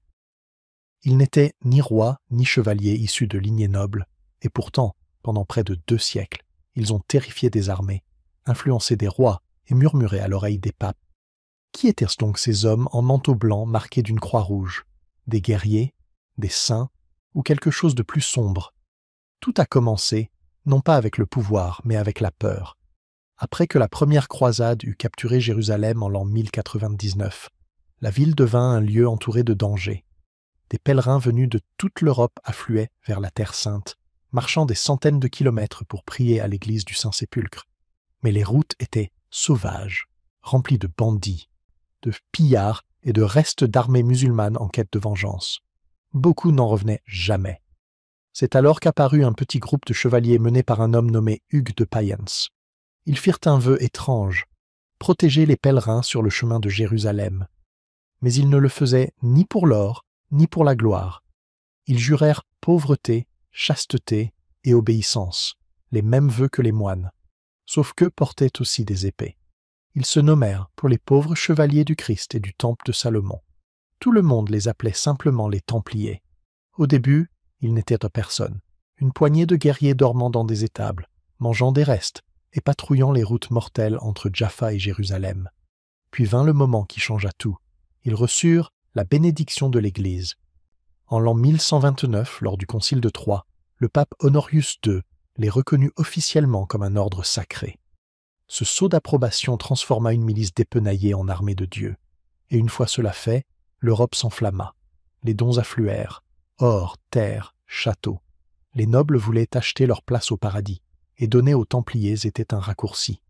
Peu à peu, l'ordre devint l'une des organisations les plus riches de toute la chrétienté. Ils bâtirent des forteresses à travers la Terre Sainte, s'entraînèrent comme des soldats d'élite et développèrent un code d'honneur mêlant la discipline des moines à la férocité des chevaliers. Leur cri de guerre « Non nobis domine, non nobis, sed nomini tuo da gloriam » Non pas à nous, Seigneur, non pas à nous, mais à ton nom soit la gloire. Mais c'est là que les choses se compliquent. Quand la foi se mêle à l'argent, les secrets naissent. Les Templiers devinrent vite plus que des guerriers. ils devinrent banquiers. Les pèlerins en route vers Jérusalem pouvaient déposer leur or dans une commanderie templière à Paris, recevoir une note codée et retirer leurs fonds en toute sécurité une fois arrivés en Terre Sainte. Ce système fit d'eux la première banque internationale du monde, et avec l'argent vint l'influence, celle qui faisait trembler même les rois. Des rumeurs circulaient, des murmures disant que les Templiers avaient découvert un savoir caché sous le mont du Temple, à Jérusalem, où se trouvait leur quartier général. Certains affirmaient qu'ils avaient trouvé le Saint Graal. D'autres croyaient qu'ils gardaient des reliques capables d'ébranler le christianisme lui-même. L'avaient-ils vraiment fait? Personne ne le sait. La vérité est enfouie aussi profondément que les tunnels qu'ils auraient creusés sous le Temple. Au moment où commencèrent la deuxième et la troisième croisade, les Templiers étaient devenus des légendes, les troupes de choc de la chrétienté. Ils menaient des charges qui brisaient les lignes ennemies, tenaient des forteresses quand tout semblait perdu, et refusaient les rançons, préférant mourir plutôt que de céder.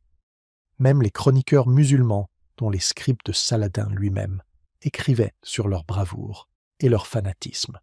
C'est une histoire à laquelle nous reviendrons quand nous parlerons du réveil du djihad musulman. Pourtant, leur pureté était un mythe qu'ils entretenaient à la perfection. Derrière leur image pieuse se cachaient des accords politiques, de la cupidité et des rituels secrets où la dévotion se mêlait à l'obsession. Ils avaient dans leurs propres règles, leur propre hiérarchie, et ne rendèrent tôt de compte à aucun roi, seulement au pape. Cela les rendait intouchables, pendant un temps. Mais un tel pouvoir ne dure jamais. Quand les croisades commencèrent à s'effondrer et que les royaumes chrétiens tombèrent les uns après les autres, la richesse et l'indépendance des Templiers parurent de moins en moins saintes et de plus en plus menaçantes. Les ennemis se rassemblèrent-ils dans l'ombre. Les rois jaloux observaient leurs trésors croître, cherchant des moyens de les saisir. Et l'Église, jadis leur plus grand allié, commença à se demander ce qu'ils étaient réellement devenus. La cupidité des croisés, quand l'or parlait plus fort que Dieu, ils disaient se battre pour Dieu. Mais quelque part sur les routes poussiéreuses menant à Jérusalem, cette promesse commença à sonner creux, remplacée par le tintement des pièces, l'éclat de l'or et le murmure de la tentation. On pouvait presque l'entendre dans leurs prières, qui se faisaient plus courtes et leurs pillages plus longs. Ce n'était plus la Terre Sainte, c'était une chasse au trésor en armure. Lorsque la première vague de croisés atteignit l'Orient, l'étincelle d'origine, ce sermon enflammé du pape Urbain II, promettant pardon et gloire, s'était déjà éteinte. La première croisade avait noyé des villes comme Jérusalem dans le sang, mais elle avait aussi ouvert quelque chose de nouveau, l'opportunité. Pour les chevaliers ayant hypothéqué leurs terres, les marchands flairant le profit et les nobles avides de territoire, les croisades devinrent moins une question de salut qu'une affaire de fortune. Soyons honnêtes, la foi fait un excellent étendard. Mais sous cet étendard, beaucoup voyaient une mine d'or. Les guerres saintes devinrent la plus brutale des entreprises commerciales. On pouvait marcher pour le salut, certes, mais on pouvait aussi revenir avec de la soie, des épices, des esclaves, ou même un château taillé dans une terre conquise. Et quand l'Église commença à promettre non seulement le pardon, mais aussi la richesse, les croisades cessèrent d'être un pèlerinage pour devenir un investissement. Les marchands vénitiens furent parmi les premiers à en saisir le potentiel. Ils ne manièrent pas les épées, ils vendèrent des navires, des vivres et du crédit, à des prix exorbitants. Leurs quais bourdonnaient, de croisés désespérés de trouver une place sur un bateau, tandis que les Vénitiens souriaient jusqu'à leur comptoir. Plus tard, ils joueraient un rôle encore plus sombre lors de la 4e croisade, mais c'est une autre histoire. Pour l'instant, ils étaient les banquiers de la guerre sainte, transformant la foi en finance, et ils n'étaient pas les seuls. Beaucoup de croisés arrivés en Orient commencèrent à revendiquer des terres au nom de Dieu, mais à les gérer au nom du profit. Les États croisés, Jérusalem, Antioche, Tripoli et Édesse, ressemblaient davantage à des colonies qu'à des bastions spirituels. Les seigneurs qui combattaient autrefois pour le Christ se disputaient désormais les péages, les impôts et les routes commerciales. Certains passaient même des accords avec des marchands musulmans qu'ils étaient censés haïr, car, après tout, l'or ne prit aucun dieu. Une histoire raconte qu'un chevalier croisé refusa de brûler une ville conquise, non par miséricorde, mais parce qu'elle valait trop cher pour être détruite. Sa richesse en soie et en sucre pouvait financer son armée pendant des années. Voilà la nouvelle logique de la guerre. La pitié ne comptait plus quand l'argent était sur la table. Bien sûr, cette cupidité ne plaisait pas à tout le monde. Les pèlerins et les moines venus pour une vraie foi furent horrifiés par ce qu'ils virent. Ils écrivirent avec amertume sur les croisés pillant des villes chrétiennes, rançonnant des paysans et même profanant des églises pour leur argent. La ligne entre le sacré et le péché devint si floue que plus personne ne savait de quel côté du paradis il se trouvait. Et l'ironie, l'Église, cette même autorité qui avait lancé ces guerres, en profita elle aussi. Chaque nouvelle conquête rapportait dîmes, reliques et influences. Les dons affluèrent d'Europe et les croisades devinrent une machine financière pour la papauté. La vente d'indulgences, le pardon des péchés contre de l'argent, transforma la foi en monnaie. Plus ils prêchaient le salut, plus les coffres se remplissaient. On pourrait dire que l'œuvre de Dieu rapportait très bien, mais la cupidité finit toujours par se dévorer elle-même. À mesure que les croisés poursuivaient l'or plutôt que la foi, leur unité se fissura. Les chefs se disputaient le butin au lieu de parler stratégie. Les armées s'arrêtaient, personne ne voulant marcher sans sa part du trésor. Les chefs musulmans l'avaient remarqué et en profitèrent. Saladin, que nous verrons plus tard, comprit que la cupidité chrétienne était leur plus grande faiblesse. Il ne se contenta pas de vaincre leurs armées, il les laissa s'effondrer d'elles-mêmes. Lors des dernières croisades, la cause sacrée n'était plus qu'un masque que tout le monde portait, mais auquel plus personne ne croyait. Des villes furent saccagées, des alliés trahis et des vœux sacrés échangés contre des pièces d'or. Quand Constantinople, une ville chrétienne, tomba aux mains de croisés chrétiens lors de la 4e croisade, le masque tomba enfin. Le monde vit alors ce que les croisades étaient devenues, non pas des guerres de foi, mais des guerres de fortune. La cupidité ne fit pas que corrompre les croisades, elle signa leur chute, elle vida leur but, empoisonna leurs alliances et laissa leurs ennemis rire en les voyant s'entre-déchirer. Quand l'or parla plus fort que le pouvoir divin, les croisés perdirent plus que des batailles, ils perdirent leur âme. Et c'est peut-être là la vérité amère enfouie sous toutes ces ruines et ces reliques fanées. Les croisades ne se sont pas arrêtées parce qu'elles furent vaincues, mais parce qu'elles furent achetées. Les reliques perdues, obsessions, mensonges et le commerce de la fausse sainteté. Quelque part, dans la cave poussiéreuse d'une vieille église, un prêtre a un jour brandi un petit clou rouillé en jurant qu'il venait de la vraie croix, celle sur laquelle Jésus avait été crucifié. La foule, émue, s'est agenouillée et l'a embrassé, les larmes aux yeux. Le plus ironique, au XIIIe siècle, il y avait en Europe assez de clous de la vraie croix pour construire un navire. Ce n'était plus de la foi, c'était du commerce. Pendant les croisades, la sainteté est devenue une monnaie. Chaque chevalier, chaque pèlerin, chaque roi voulait une preuve que le Tout-Puissant était à ses côtés. Et quelle meilleure preuve qu'une relique, un fragment d'os de saint, un morceau de la tunique du Christ, ou même une fiole du lait de la Vierge Marie. La demande était infinie, et l'offre, comme par miracle, ne cessait d'apparaître. Marchands, moines et même évêques se sont lancés dans le commerce. Certains étaient de sincères croyants, d'autres de rusés vendeurs. Ils ne vendaient pas seulement du bois et des os, ils vendaient le salut. Quand les croisés ont pris des villes comme Antioche ou Jérusalem, ils ne cherchaient pas seulement l'or ou la gloire, ils cherchaient des reliques. Un soldat affirma avoir trouvé la sainte lance, la lance qui aurait percé le flanc du Christ, enterrée sous une église d'Antioche. En une nuit, cette découverte a transformé des hommes désespérés en fanatiques pleins d'ardeur. La lance leur donnait, disait-il, un courage divin. Ils croyaient que la victoire venait du ciel. Plus tard, les historiens se demanderont si tout cela n'avait pas été mis en scène, une ruse désespérée pour rallier des troupes épuisées. Mais sur le moment, ça a marché. Et c'était tout ce qui comptait. Quand la fièvre des reliques a atteint l'Europe, les choses sont devenues encore plus étranges. Les villes rivalisaient pour posséder les objets les plus sacrés. Cela signifiait du prestige, des pèlerins et du profit. Les pèlerins apportaient des dons, les marchands vendèrent des amulettes et des souvenirs, et les seigneurs locaux taxaient les fidèles. Certaines églises ont même construit de somptueux sanctuaires pour exposer leurs trésors, des coffrets ornés de bijoux, des reliquaires dorés, des vitrines remplies de reliques d'origine douteuse. Une cathédrale affirmait posséder la tête de Jean le Baptiste, tandis qu'une autre, à l'autre bout du continent, prétendait l'avoir aussi. Une troisième clamait posséder son crâne. Faites le calcul. Mais voici la partie la plus fascinante. La plupart des gens s'en fichèrent de savoir si les reliques étaient vraies ou fausses. Ils avaient besoin d'y croire. Dans un monde ravagé par la guerre, la peste et la peur, La foi était la seule chose stable, et si une écharpe de la vraie croix leur apportait du réconfort, c'était suffisant. L'Église, bien sûr, comprenait le pouvoir de cette foi. Les papes bénissaient les reliques, les rois prêtaient serment sur elles, et les armées les portaient au combat. Mais la frontière entre le sacré et l'arnaque devenait chaque jour plus floue.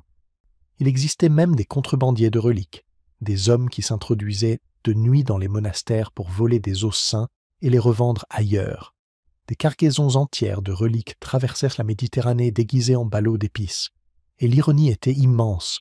Pendant que des chevaliers tuaient et mouraient pour libérer la Terre Sainte, d'autres s'enrichissaient en vendant de faux morceaux de celle-ci.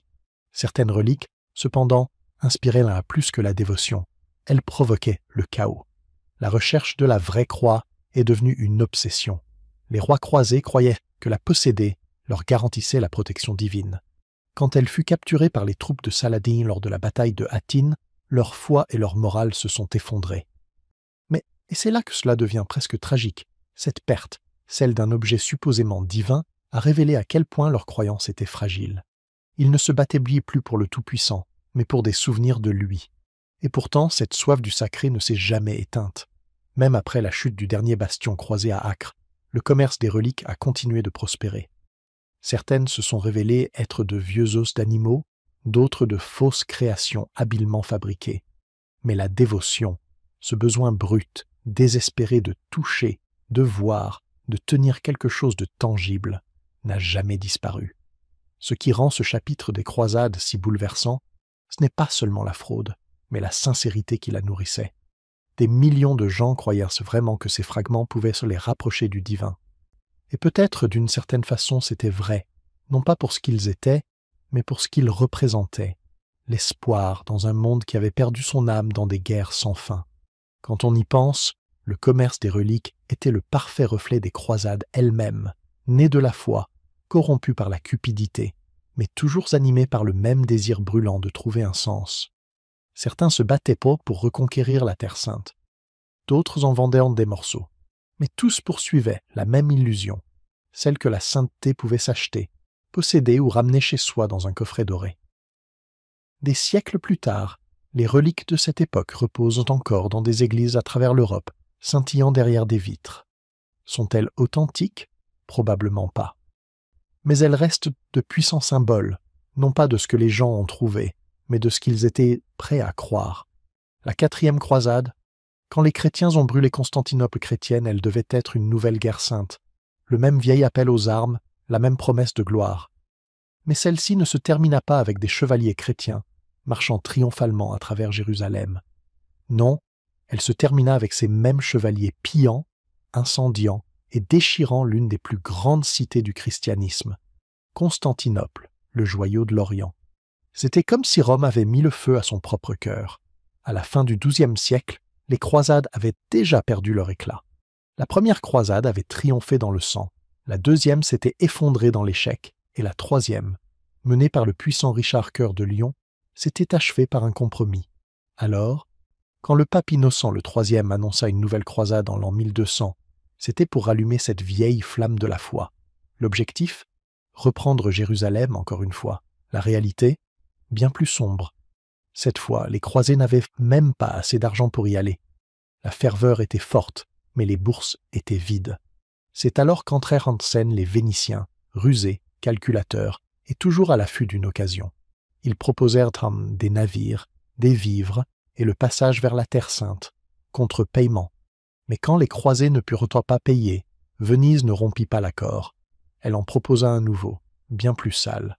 « Aidez-nous à capturer une ville, dirent-ils, une ville chrétienne. » Cette ville, c'était Zara sur la côte adriatique, et c'est ainsi que, dans un retournement stupéfiant, le premier acte de la 4e croisade fut d'attaquer d'autres chrétiens. Le pape Innocent entra dans une colère noire, il les excommunia tous, mais les croisés haussèrent les épaules et continuèrent leur route. Après tout, il fallait bien payer les dettes, et désormais c'était Venise qui tenait les rênes. Puis vint la manipulation suivante. Un jeune prince byzantin, Alexios Ange, promit aux croisés des richesses sans mesure s'il l'aidait à reprendre le trône de son père à Constantinople. Cela sonnait comme un acte de justice divine, aider un souverain légitime, gagner de l'or, puis marcher vers Jérusalem.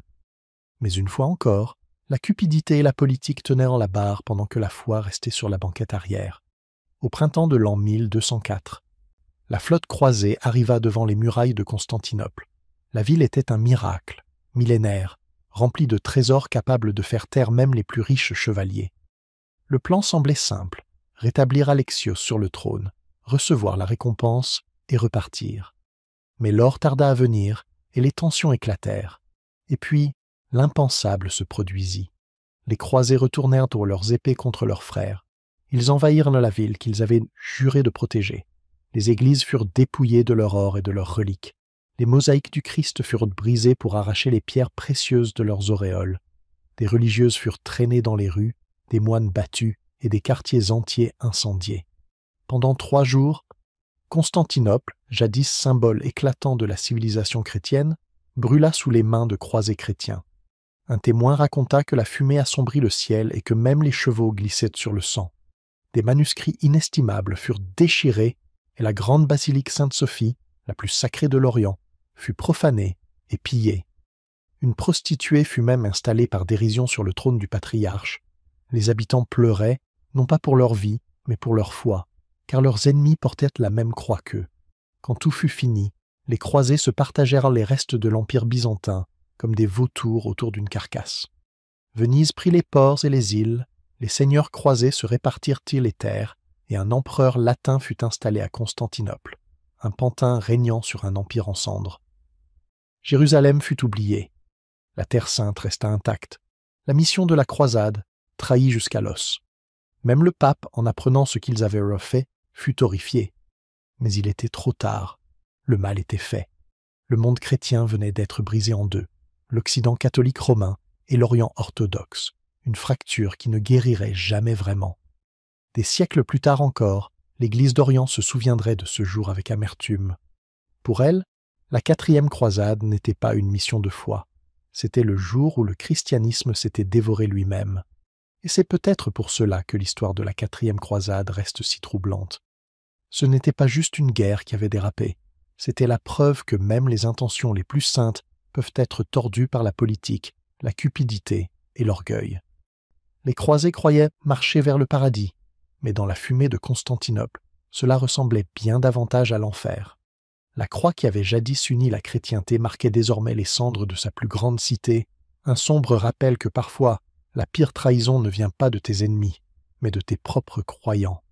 La manipulation vénitienne, les véritables marionnettistes derrière les croisés. Si tu veux savoir qui a vraiment gagné les croisades, ne regarde pas les chevaliers en armure brillante, ni les rois brandissant des bannières sacrées. Regarde les marchands, ces hommes qui n'ont jamais brandi d'épée, mais qui ont pourtant récolté le butin, tandis que les soldats saignaient pour Dieu et la gloire. Eux se battaient pour le profit, et ils le faisaient avec bien plus d'intelligence. Au cœur de ce monde rusé brillait une petite cité flottant sur la mer, Venise. Les croisades étaient censées être une affaire de foi. Mais au moment de la 4e croisade, la foi s'était transformée en finance, et Venise avait maîtrisé les deux. Imagine, des palais de marbre émergeant des eaux vertes, des flottes de navires glissant sur la Méditerranée, et des marchands comptant leurs pièces sous l'ombre de la basilique Saint-Marc. Venise n'était pas un royaume, c'était un empire commercial, et les croisades étaient son investissement le plus rentable. Au début du XIIIe siècle, la fièvre des croisades s'était refroidie. Les rois étaient ruinés, les nobles épuisés, et l'enthousiasme pour sauver Jérusalem s'était éteint. Mais Venise, elle, vit une occasion dans cette lassitude. Quand le pape Innocent III appela à une nouvelle croisade en l'an 1200, peu de souverains européens se précipitèrent. Mais les Vénitiens, eux, offrirent des navires, des vivres et une stratégie, à condition d'être payés. Leur offre semblait généreuse. Ils construiraient et armeraient une flotte capable de transporter 40 000 croisés vers l'Égypte, pour frapper le cœur du pouvoir musulman. Les croisés acceptèrent, mais au moment de payer, ils étaient fauchés. Moins de la moitié des hommes promis se présentèrent, et la dette était colossale. Les Vénitiens sourirent, car c'était exactement ce qu'ils attendaient. Venise ne voulait pas des âmes, elle voulait des villes. Alors, elle fit une suggestion. Si les croisés ne pouvaient pas payer, ils pourraient rembourser leurs dettes en capturant un rival côtier, la ville chrétienne de Zara. Ce n'était pas prévu, et pire encore, Zara était sous la protection du même pape qui avait lancé la croisade. Les croisés hésitèrent. Attaquer une ville chrétienne au nom du Christ, cela paraissait impie. Mais la détresse prit le dessus sur la conscience. Ils attaquèrent Zara, la pillèrent et la livrèrent à Venise. Le pape les excommunia tous, croisés et vénitiens. Mais Venise s'en moqua. Elle venait d'effacer un concurrent de la carte et de prouver qu'une guerre sainte pouvait servir des buts impies. Cela aurait dû être un avertissement, mais les croisés étaient trop endettés pour s'arrêter.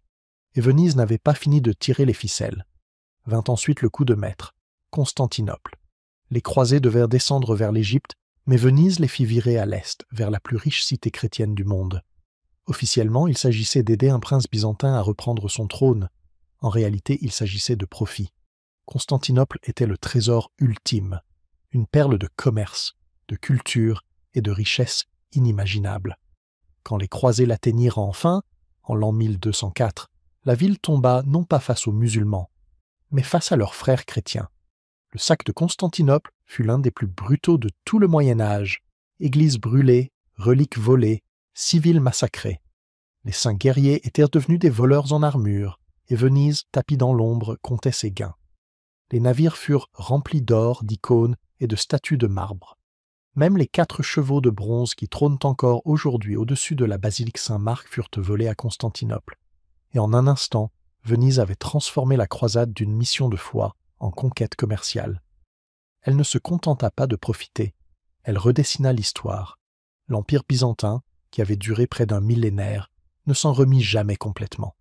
Venise devint la puissance maritime dominante de la Méditerranée. C'est facile de les juger aujourd'hui, mais en vérité, Venise avait compris quelque chose que les autres ignoraient. Les guerres ne tournent jamais seulement autour des croyances, elles tournent autour du pouvoir. Les chevaliers pensaient se battre pour Dieu.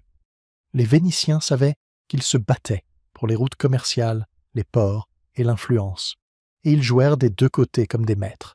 Les croisés qui vinrent après se demandèrent comment tout avait pu si mal tourner, comment la croix était devenue un drapeau de convenance pour la cupidité. Mais la manipulation de Venise n'était pas une trahison de l'esprit des croisades, c'en était la suite logique. Une fois que la foi avait été transformée en monnaie, il était inévitable que les banquiers remplacent les évêques comme véritables commandants. Venise n'eut pas besoin de brandir une épée ni de franchir un mur. Elle gagna les croisades en les transformant en affaires, un jeu où tous les autres payaient de leur sang pendant qu'elle encaissait l'or. Et dans le silence après le chaos, quand les flammes de Constantinople s'éteignirent, le monde comprit quelque chose de glaçant. Parfois, les croisés les plus dangereux sont ceux qui ne quittent jamais leur salle des comptes. Croisade ou génocide, le massacre oublié des Juifs et des païens en Europe. Quand on pense aux croisades, on imagine des chevaliers en armure étincelante marchant vers Jérusalem. Mais en réalité, le sang a coulé bien avant qu'un seul croisé ne mette le pied en terre sainte. Tandis que les prédicateurs prêchaient le salut du tombeau du Christ, des milliers de chrétiens ont tourné leurs épées, non pas contre les musulmans, mais contre leurs voisins juifs et païens. Ce devait être une guerre sainte. Ce fut plutôt l'une des pages les plus sombres de l'histoire européenne, un massacre que beaucoup préfèrent encore oublier. Revenons à la fin du XIe siècle, quand l'appel du pape Urbain à la première croisade s'est propagé en Europe comme une traînée de poudre. L'idée était enivrante, combattre pour le Tout-Puissant et voir ses péchés pardonnés. Pour les paysans pauvres et les chevaliers sans repos, cela sonnait comme une promesse de salut armé. Mais voilà le problème. La plupart d'entre eux ne savaient même pas où se trouvait Jérusalem. Ils ne comprenaient ni la stratégie, ni la géographie. Tout ce qu'ils saisissaient, c'était le message, tuer les ennemis du Christ. Et, à leurs yeux, ces ennemis n'étaient pas seulement lointains. Certains vivaient juste à côté. Dans les villes le long du Rhin, à Worms, Mayence, Cologne, des foules se formèrent. Menées par des hommes saints autoproclamés, ces croisades déformèrent les paroles du pape en quelque chose de monstrueux. Ils se disaient « Pourquoi marcher des milliers de kilomètres pour combattre les infidèles, alors que nous en avons ici ?» Et ainsi, ils se retournèrent contre les communautés juives d'Europe, des gens installés là depuis des siècles, parlant les mêmes langues, commerçant sur les mêmes marchés, priant en paix. Les massacres furent atroces. Des familles entières traînées hors de chez elles, des synagogues incendiées, des textes sacrés brûlés. À Mayence, plus d'1 millier de Juifs furent tués en une seule journée. À Worms, Certaines mères préférèrent tuer leurs propres enfants plutôt que de les laisser aux mains de la foule. Beaucoup de chrétiens tentèrent que de protéger leurs voisins juifs. Même des évêques et des nobles les cachèrent dans leurs châteaux, mais le fanatisme était incontrôlable. Les croisés affirmaient purifier la chrétienté. En réalité, ils l'ensevelissaient sous le sang, et ce n'était pas un déchaînement isolé. L'idée de violence sainte s'étendit bientôt vers le nord et l'est. Au XIIIe siècle, de nouvelles croisades furent lancées, non plus contre les musulmans, mais contre les païens du nord et même contre les hérétiques chrétiens en France. Ce furent les croisades du nord et les croisades albigeoises, des guerres de conversion où refuser signifiait mourir. Des villages furent brûlés, des cultures effacées. La célèbre phrase d'un légat du pape pendant le massacre de Béziers glace encore le sang. « Tuez-les tous, le Seigneur reconnaîtra les siens ». Ce qui avait commencé comme un appel à libérer la Terre Sainte s'était transformé en une arme de purification totale. Il ne s'agissait plus de défendre la foi, mais de la contrôler. Tous ceux qui ne correspondaient pas à la définition de la croyance fixée par l'Église devenaient des ennemis. Païens, juifs, hérétiques, tous marqués comme obstacles à la volonté du Tout-Puissant. Et le plus tragique, c'est que beaucoup de ces tueurs pensaient sauver des âmes, pas les détruire. C'est ce qui rendait tout cela si terrifiant. La violence se drapait dans le langage de la vertu. Quand nous aborderons plus tard les péchés à vendre dans cette série, nous verrons comment l'Église a transformé le pardon en marchandise, et cette logique a commencé ici. Si tuer des infidèles vous ouvrez les portes du paradis, alors la miséricorde devenait un péché. C'était un système qui récompensait la cruauté et l'appelait dévotion. Chaque coup d'épée, chaque village brûlé, devenait un ticket pour le ciel, ou du moins, c'est ce qu'ils croyaient. Bien sûr, tout le monde ne suivait pas. Même à cette époque, des voix s'élevèrent, des moines, des érudits, des prêtres affirmant que ce n'était pas l'œuvre du Christ, mais la folie des hommes. Un chroniqueur écrivit que le massacre des Juifs couvrit le nom du Christ de honte. Mais ces voix furent noyées sous le vacarme du fanatisme et le cliquetis de l'or volé. Lorsque les croisés atteignirent enfin Jérusalem, des décennies plus tard, le schéma était déjà en place. La foi servait désormais de justification au massacre. Ce qui s'était passé en Europe avait été la répétition, le premier acte d'un théâtre de sang qui allait s'étendre à travers les continents. Quand les croisés prirent Jérusalem, leurs ennemis avaient changé, mais pas leur esprit. Ils croyaient toujours que tuer était sacré, que le Tout-Puissant souriait à la lame. Et pourtant, cette partie de l'histoire est rarement racontée. Peut-être parce qu'il est plus facile de glorifier les chevaliers et leurs bannières que d'affronter les foules et leurs torches. Mais pour comprendre les croisades, les comprendre vraiment, il faut regarder ce qui se passait derrière ces bannières, dans les petites villes d'Europe, là où la foi s'est changée en fureur. Car avant que Jérusalem ne brûle, l'Europe brûlait déjà. Au final, la question n'est pas de savoir si c'était une croisade ou un génocide. C'est de comprendre à quel point l'un a pu si facilement devenir l'autre, quand la foi s'est changée en lame et que le salut a réclamé du sang. La chute d'Acre, le dernier souffle du rêve croisé. Il y a un silence étrange qui suit la fin d'une époque, non pas la paix, mais le vide, après que tout a été perdu. C'est ce silence qui planait sur la ville d'Acre en l'an 1291. La fumée s'élevait au-dessus de ses murs brisés, la mer noircissait sous les navires en feu, et le rêve des croisades, cette obsession vieille de plusieurs siècles pour la guerre sainte, mourait là, sur la côte méditerranéenne. Acre n'était pas une ville comme les autres. Pendant près d'un siècle, elle avait été le cœur battant du monde croisé en Orient, une forteresse de pierre et d'acier accrochée au bord du monde musulman. C'était la dernière flamme de ce qui avait commencé 2 siècles plus tôt, avec le discours enflammé du pape Urbain II, promettant le salut à quiconque prendrait la croix. Mais désormais, le feu s'éteignait. À la fin du XIIIe siècle, les États croisés s'effondraient. Jérusalem avait été perdue, reprise, puis perdue à nouveau. Les grands noms, Richard Cœur de Lion, Saladin, les Templiers, étaient devenus des légendes, plus que des hommes.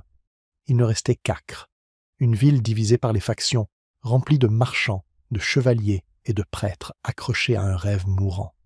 À l'intérieur de ces murs, on entendait tous les paradoxes des croisades, résonner à la fois. Des marchands vénitiens marchandaient des épices à côté de chevaliers français qui astiquaient leurs épées rouillées. Les Templiers lancèrent des regards noirs aux hospitaliers, les accusant de lâcheté ou d'avidité. L'Église prêchait l'unité, mais plus personne n'écoutait. Tous voulaient la gloire, aucun ne voulait mourir pour elle. La foi qui avait jadis embrasé l'Europe ne brûlait plus que comme des braises d'ambition. Et dehors, patient, implacable, se tenait le nouveau pouvoir du monde islamique, le sultanat mamelouk d'Égypte, dirigé par le sultan Al-Ashraf Khalil. Les Mamelouks n'étaient pas comme les dirigeants musulmans divisés du passé.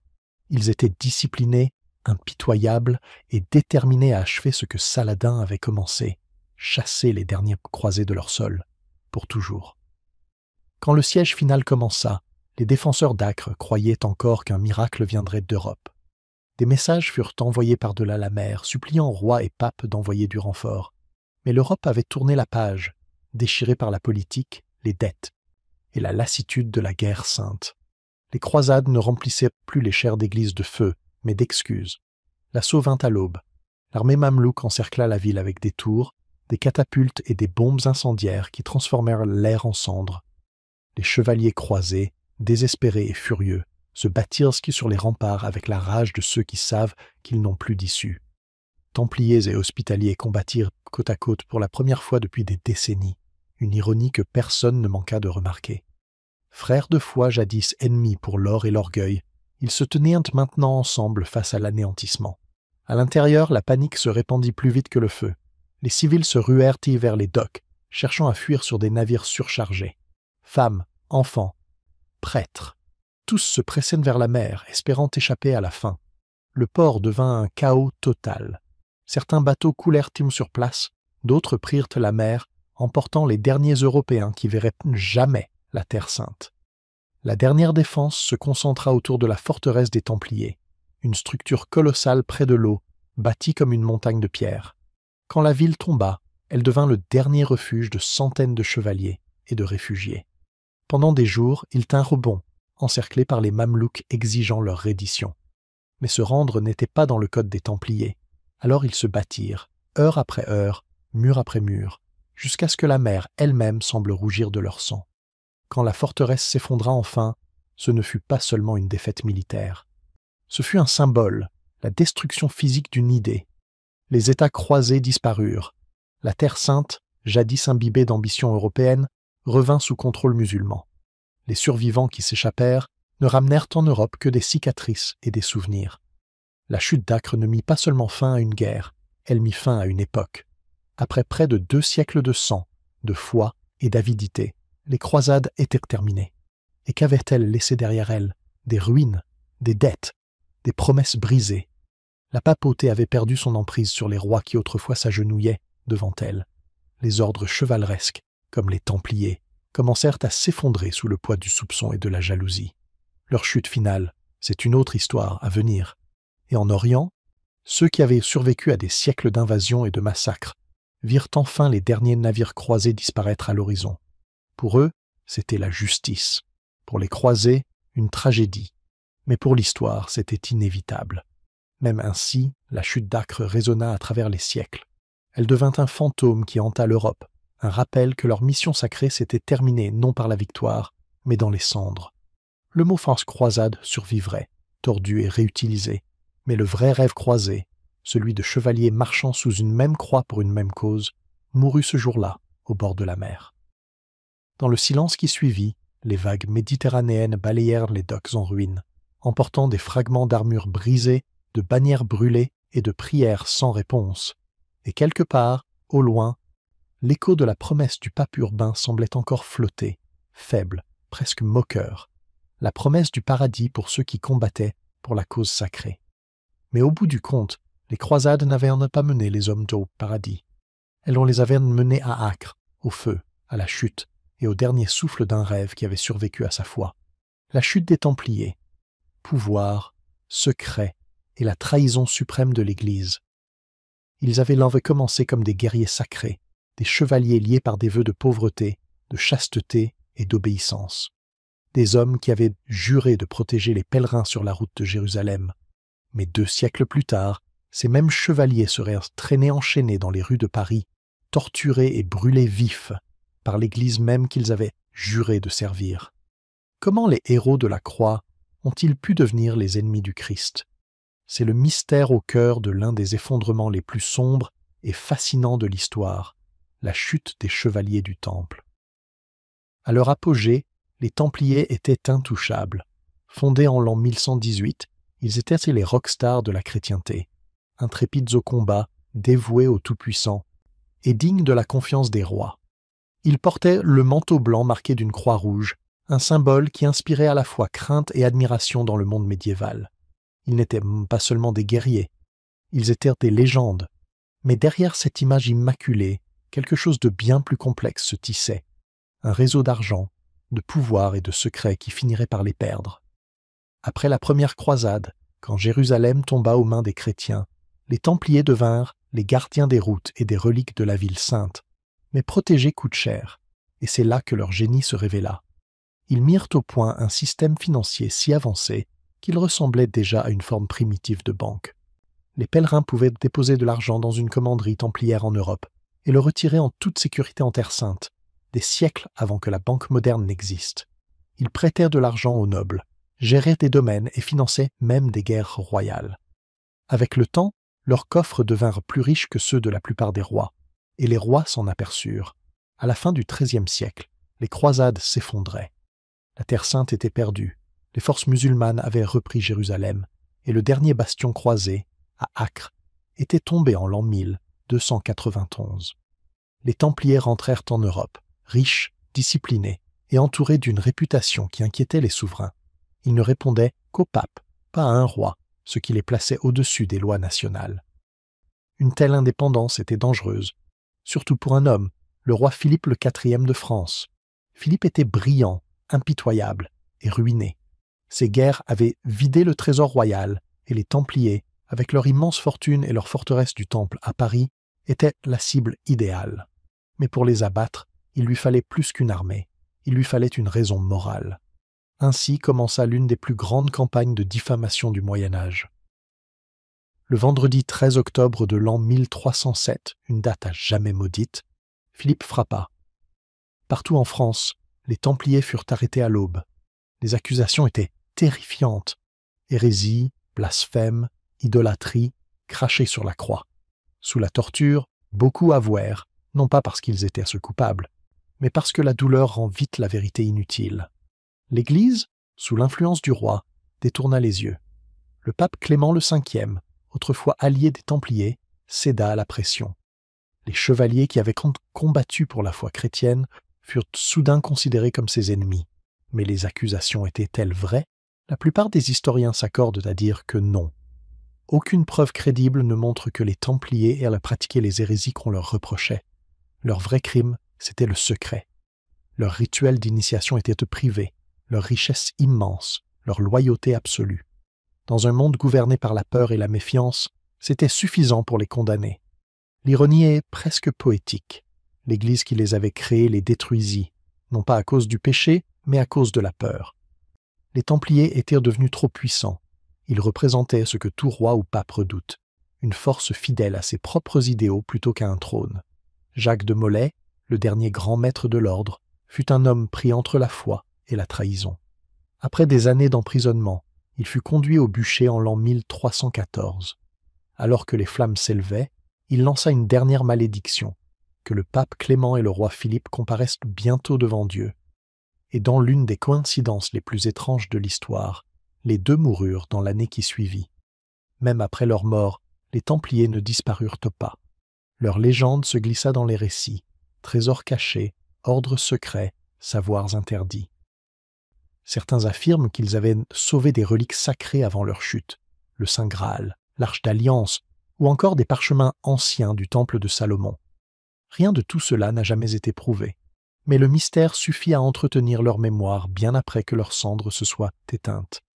Et peut-être est-ce là le plus grand paradoxe, qu'un ordre détruit par l'Église soit devenu une fascination éternelle. Les Templiers sont passés du statut de soldats à celui de symbole, symbole de la foi trahie, du pouvoir corrompu et de la vérité enterrée sous la politique. Leur chute ne marqua pas la fin des croisades, mais la fin de leur illusion. À ce stade, les guerres pour la Terre Sainte s'étaient transformées en lutte de pouvoir, en manipulation et en vengeance. Les marchands vénitiens, les papes corrompus, les rois ruinés Tous avaient prouvé que le mot « saint » n'avait plus sa place devant « guerre ». Et pourtant les Templiers perdurent, dans les mythes, les livres et les théories du complot. Peut-être parce qu'ils nous rappellent une vérité intemporelle. Le pouvoir, une fois béni, peut toujours être maudit. La foi peut être déformée et la loyauté fatale. Quand la fumée monta du bûcher de Jacques de Molay au-dessus de la Seine, ce n'était pas seulement la fin d'un ordre. C'était le moment où les plus purs chevaliers de la chrétienté découvrirent la vérité la plus cruelle, que l'Église pour laquelle ils s'étaient tous battus préférait les effacer plutôt que partager le pouvoir. Les Templiers avaient combattu pour défendre Jérusalem, mais, en fin de compte, ils perdirent leur plus grande bataille à Paris, non contre les armées de l'islam, mais contre la corruption de leur propre foi. Et c'est ainsi que les plus dévoués des guerriers du Tout-Puissant devinrent les martyrs de la politique, trahis non par leurs ennemis, mais par les leurs. L'héritage de la propagande. Comment les deux camps réécrivent encore les croisades. On pourrait croire qu'après 9 siècles, la poussière des croisades serait enfin retombée, que les épées auraient rouillé, les bannières disparues et les cités reconstruites. Mais la vérité, c'est que cette guerre ne s'est jamais vraiment terminée. Ni dans la mémoire, ni dans les mythes, ni dans les récits que chaque camp continue de raconter. Les croisades n'ont pas seulement redessiné des frontières, elles ont transformé à jamais la façon dont la foi, le pouvoir et la propagande façonnent l'histoire. Et le plus étrange, chacun croit encore avoir été le héros. Revenons en arrière. Aux XIe et XIIe siècles, la propagande ne s'imprimait pas sur des affiches ni ne passait sur des écrans. Elle se prêchait depuis les chaires. Quand le pape Urbain II se tint devant la foule à Clermont, en l'an 1095, pour appeler à la première croisade, il ne rassemblait pas seulement des soldats. Il écrivait une histoire, celle d'un but sacré, d'une justice divine et d'une récompense éternelle. Il promit que tout chevalier tombé pour le Christ irait droit au paradis. Cette seule idée fut la plus puissante campagne de marketing que le monde médiéval ait jamais connue. À une époque où la peur de la damnation était bien réelle, l'idée de mourir pur, d'effacer ses péchés dans le sang versé pour le Tout-Puissant, était irrésistible. Les prédicateurs portèrent ce message à travers l'Europe comme un feu. Les artistes peignaient, des saints rayonnants, guidant des guerriers en armure. Les chanteurs transformaient les batailles en ballades de foi et de destinée. Pour le peuple, ces croisés n'étaient pas des tueurs, c'étaient des champions sacrés, choisis par Dieu pour défendre le saint. Mais la foi n'était pas le seul moteur de cette propagande. C'était aussi la peur. L'Église dépeignait les musulmans non pas comme des hommes, mais comme des monstres, des infidèles sans Dieu, menaçant la chrétienté elle-même. Et une fois que les foules y croyaient, tout pouvait être justifié. Quand les rues de Jérusalem furent baignées de sang après sa chute, les chroniqueurs ne parlèrent pas de massacre. Ils parlèrent de jugement divin. Chaque mort devenait une purification. Voilà le génie terrifiant de la propagande. Elle n'a pas besoin d'être vraie, seulement d'être crédible. Pendant ce temps, dans le monde musulman, un autre récit prenait forme. Pour eux, les croisades n'étaient pas des guerres saintes, mais des invasions. Des étrangers cupides et violents, piétinant des terres sacrées et massacrant des innocents, au nom d'un Dieu qu'ils prétendaient façon pourtant partagé. Pendant des générations, écrivains et poètes musulmans décrivirent les croisés comme des barbares arrogants, couverts de sang, corrompus par leur foi et voués à l'échec. Mais ce qui est fascinant, c'est que leur image des croisades n'était pas aussi amère à l'époque qu'elle ne le deviendra plus tard. Pour les chroniqueurs musulmans médiévaux, les croisades n'étaient qu'un épisode parmi d'autres, un affrontement d'empire, une lutte parmi tant d'autres. La vraie vague de rancune et de symbolisme ne naquit que bien plus tard, à l'époque du colonialisme. Quand les puissances européennes revinrent au Moyen-Orient au XIXe et XXe siècle, beaucoup de dirigeants locaux ravivèrent le vocabulaire des croisades. Des troupes françaises débarquant en Syrie, le retour des croisés, des mandats britanniques en Palestine, une nouvelle croisade. Soudain, les vieux fantômes de l'histoire se remettaient à marcher, non plus comme souvenir, mais comme arme politique. Et l'Occident fit la même chose. Dans l'Europe victorienne, les croisades furent de nouveau idéalisées, présentées comme des quêtes nobles pour la chevalerie, l'honneur et l'aventure. Les peintres remplissaient les galeries de chevaliers héroïques brandissant la croix sur la Terre Sainte. Des écrivains comme Walter Scott transformèrent les croisés en légendes, de braves hommes incompris par l'histoire. La propagande de l'Église s'était muée en propagande impériale. Le message avait changé. de Dieu le veut à la civilisation le veut. Mais le but restait le même, justifier la conquête en la drapant de vertu. Aujourd'hui encore, cet héritage persiste. Dans le Moyen-Orient moderne, des groupes extrémistes recyclent les images des croisades pour attiser la haine, qualifiant les armées occidentales de « nouveaux croisés », invoquant les traumatismes médiévaux pour justifier la violence actuelle. Et en face, certains dirigeants occidentaux reprennent ce même vocabulaire, parlant de guerre sainte ou de défense de la civilisation. C'est la même histoire, racontée avec de nouveaux visages et de nouvelles armes. Le champ de bataille a changé, mais le récit, lui, non. Ce qu'il y a de plus troublant, c'est que les gens ordinaires, des deux côtés, héritent encore de ces mythes sans s'en rendre compte. Les manuels scolaires, les films, même les jeux vidéo portent les traces de cette vieille propagande. Des chevaliers vertueux, des ennemis sans foi. On montre rarement le chaos, la peur, la confusion humaine derrière tout cela. Les croisades furent des guerres sales et complexes, mais chaque camp continue de les raconter comme des contes de héros et de démons. Parce que la complexité ne rassemble pas les foules. La certitude, si. Et pourtant, sous toutes ces réécritures, une vérité demeure. Les deux civilisations, les deux religions furent manipulées par la soif de pouvoir de leurs dirigeants. L'Église voulait dominer à la fois les rois et les âmes. Les souverains musulmans, eux aussi, trouvaient leur force en appelant à l'unité contre l'envahisseur. La religion offrait une façade morale, mais le moteur restait politique. Les soldats qui mouraient, les paysans qui saignaient, les cités qui brûlaient, c'était le prix d'une croyance transformée en propagande. Car la propagande, ce n'est pas forcément le mensonge, c'est le récit orienté. Les croisades ont prouvé qu'un récit, s'il est assez grand, assez sacré, peut pousser les hommes à tuer et à mourir. Et longtemps après la fin des combats, l'histoire continue de vivre, remodelée par chaque époque qui y trouve son intérêt. Les papes l'ont utilisée pour bâtir la chrétienté, les rois pour agrandir leurs empires, les gouvernements modernes pour unir leurs nations. Même le cinéma l'utilise encore pour vendre l'aventure et la gloire. Voilà donc le véritable héritage des croisades, ni les reliques, ni les ruines, mais le récit qui refuse de mourir. Chaque camp y tient parce qu'il lui donne une identité, un sens, une justification. Il dit qui nous sommes et contre qui nous devons nous battre. Et c'est peut-être la part la plus cruelle. Après tant de guerres, de souffrances et de siècles de réécriture, nous nous disputons encore la même histoire, qui était juste, qui était mauvais, qui était choisi par le Tout-Puissant. Les croisades se sont terminées en l'an 1291. Leur propagande, elle, ne s'est jamais arrêtée. Alors la prochaine fois que quelqu'un vous dira ce que furent vraiment les croisades, souvenez-vous, vous n'écoutez pas l'histoire, mais des siècles de mise en scène. Foi et fureur, pourquoi les croisades divisent encore le monde? Aujourd'hui, on pourrait penser qu'après 8 siècles, les blessures auraient guéri. Mais prononcez le mot croisade au mauvais endroit, et l'atmosphère change aussitôt. Pour certains, c'est une histoire de foi, de courage et de sacrifice, celle de chevaliers marchant sous la croix pour défendre leurs croyances. Pour d'autres, c'est un symbole de conquête, de sang et de trahison, le moment où la religion est devenue une arme. Et peut-être que si les croisades nous hantent encore, c'est parce qu'elles n'étaient pas seulement des guerres. C'était une idée qui n'est jamais morte. Quand le pape Urbain II appela la première croisade en l'an 1095, il promit le salut à quiconque prendrait les armes pour le Tout-Puissant. Ce seul discours à Clermont alluma un feu qui brûlerait pendant des siècles.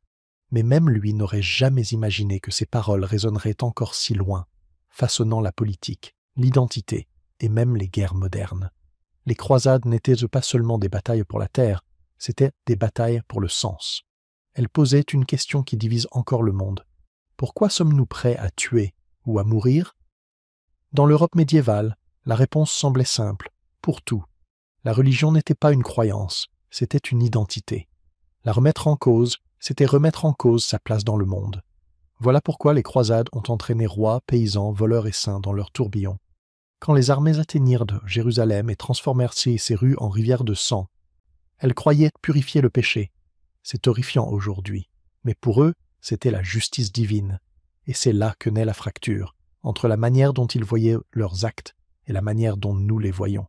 Car les croisades ne se sont pas seulement déroulées en Terre Sainte, elles ont remodelé l'Europe elle-même. Elles ont changé les routes du commerce, enrichi des ordres comme les Templiers, et fait naître l'idée de guerre totale au nom de la foi. cet esprit ne disparut pas avec les croisés, il se transforma.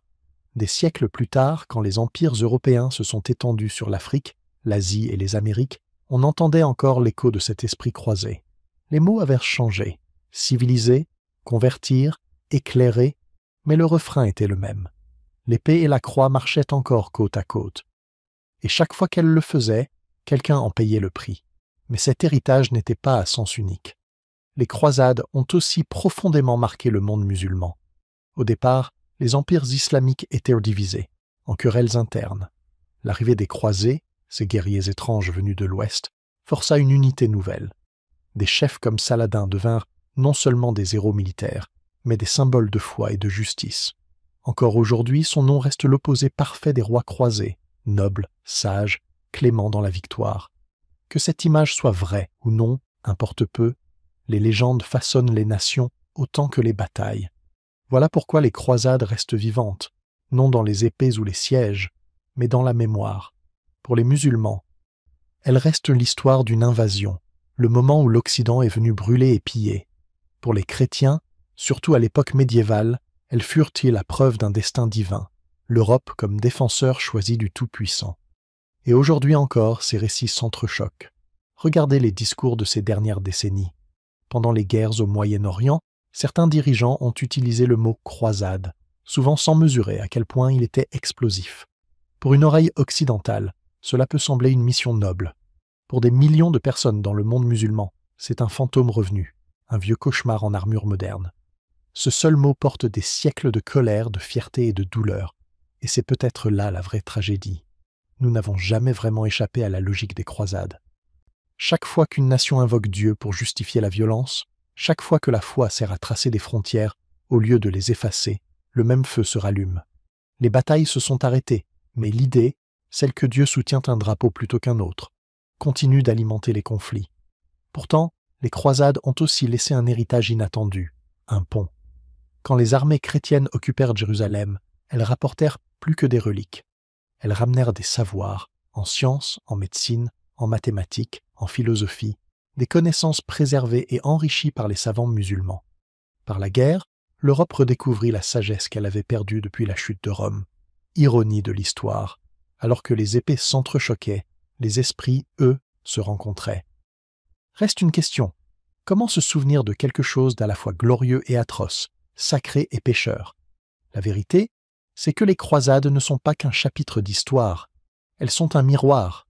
Quand on les regarde, on y voit le meilleur et le pire de l'humanité, notre soif de sens, notre cruauté et notre besoin d'appartenir à quelque chose de plus grand, même au prix de tout perdre. Chaque génération réécrit les croisades à son image. Pour certains, elles marquent la naissance de la puissance européenne. Pour d'autres, elles prouvent comment la foi peut se tordre en fanatisme. Les deux ont raison, car la foi, quand elle se mêle à la fureur, ne transforme pas seulement le monde, elle le brûle. Alors pourquoi les croisades nous divisent-elles encore?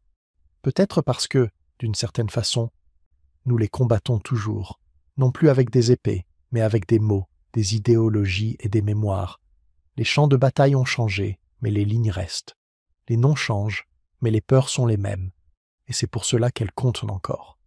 Parce que si nous arrivons à comprendre les croisades, non comme une histoire de héros ou de monstres, mais comme un avertissement, alors peut-être pourrons-nous enfin cesser de les répéter. Il y a 800 ans, des hommes se sont partis croyant se battre pour le paradis. Ce qu'ils ont trouvé, c'est une vérité que nous apprenons encore aujourd'hui. Quand la foi et la fureur marchent ensemble, personne ne gagne, ni alors, ni maintenant, ni jamais. Et voilà, c'est l'histoire des croisades, une guerre née de la foi, mais nourrie par le pouvoir, la politique et l'ambition humaine. Alors, dites-moi, qu'est-ce qui vous a le plus choqué? Le bain de sang de Jérusalem, la chute des Templiers ou la trahison de Constantinople? Partagez-le dans les commentaires, j'aimerais connaître votre avis.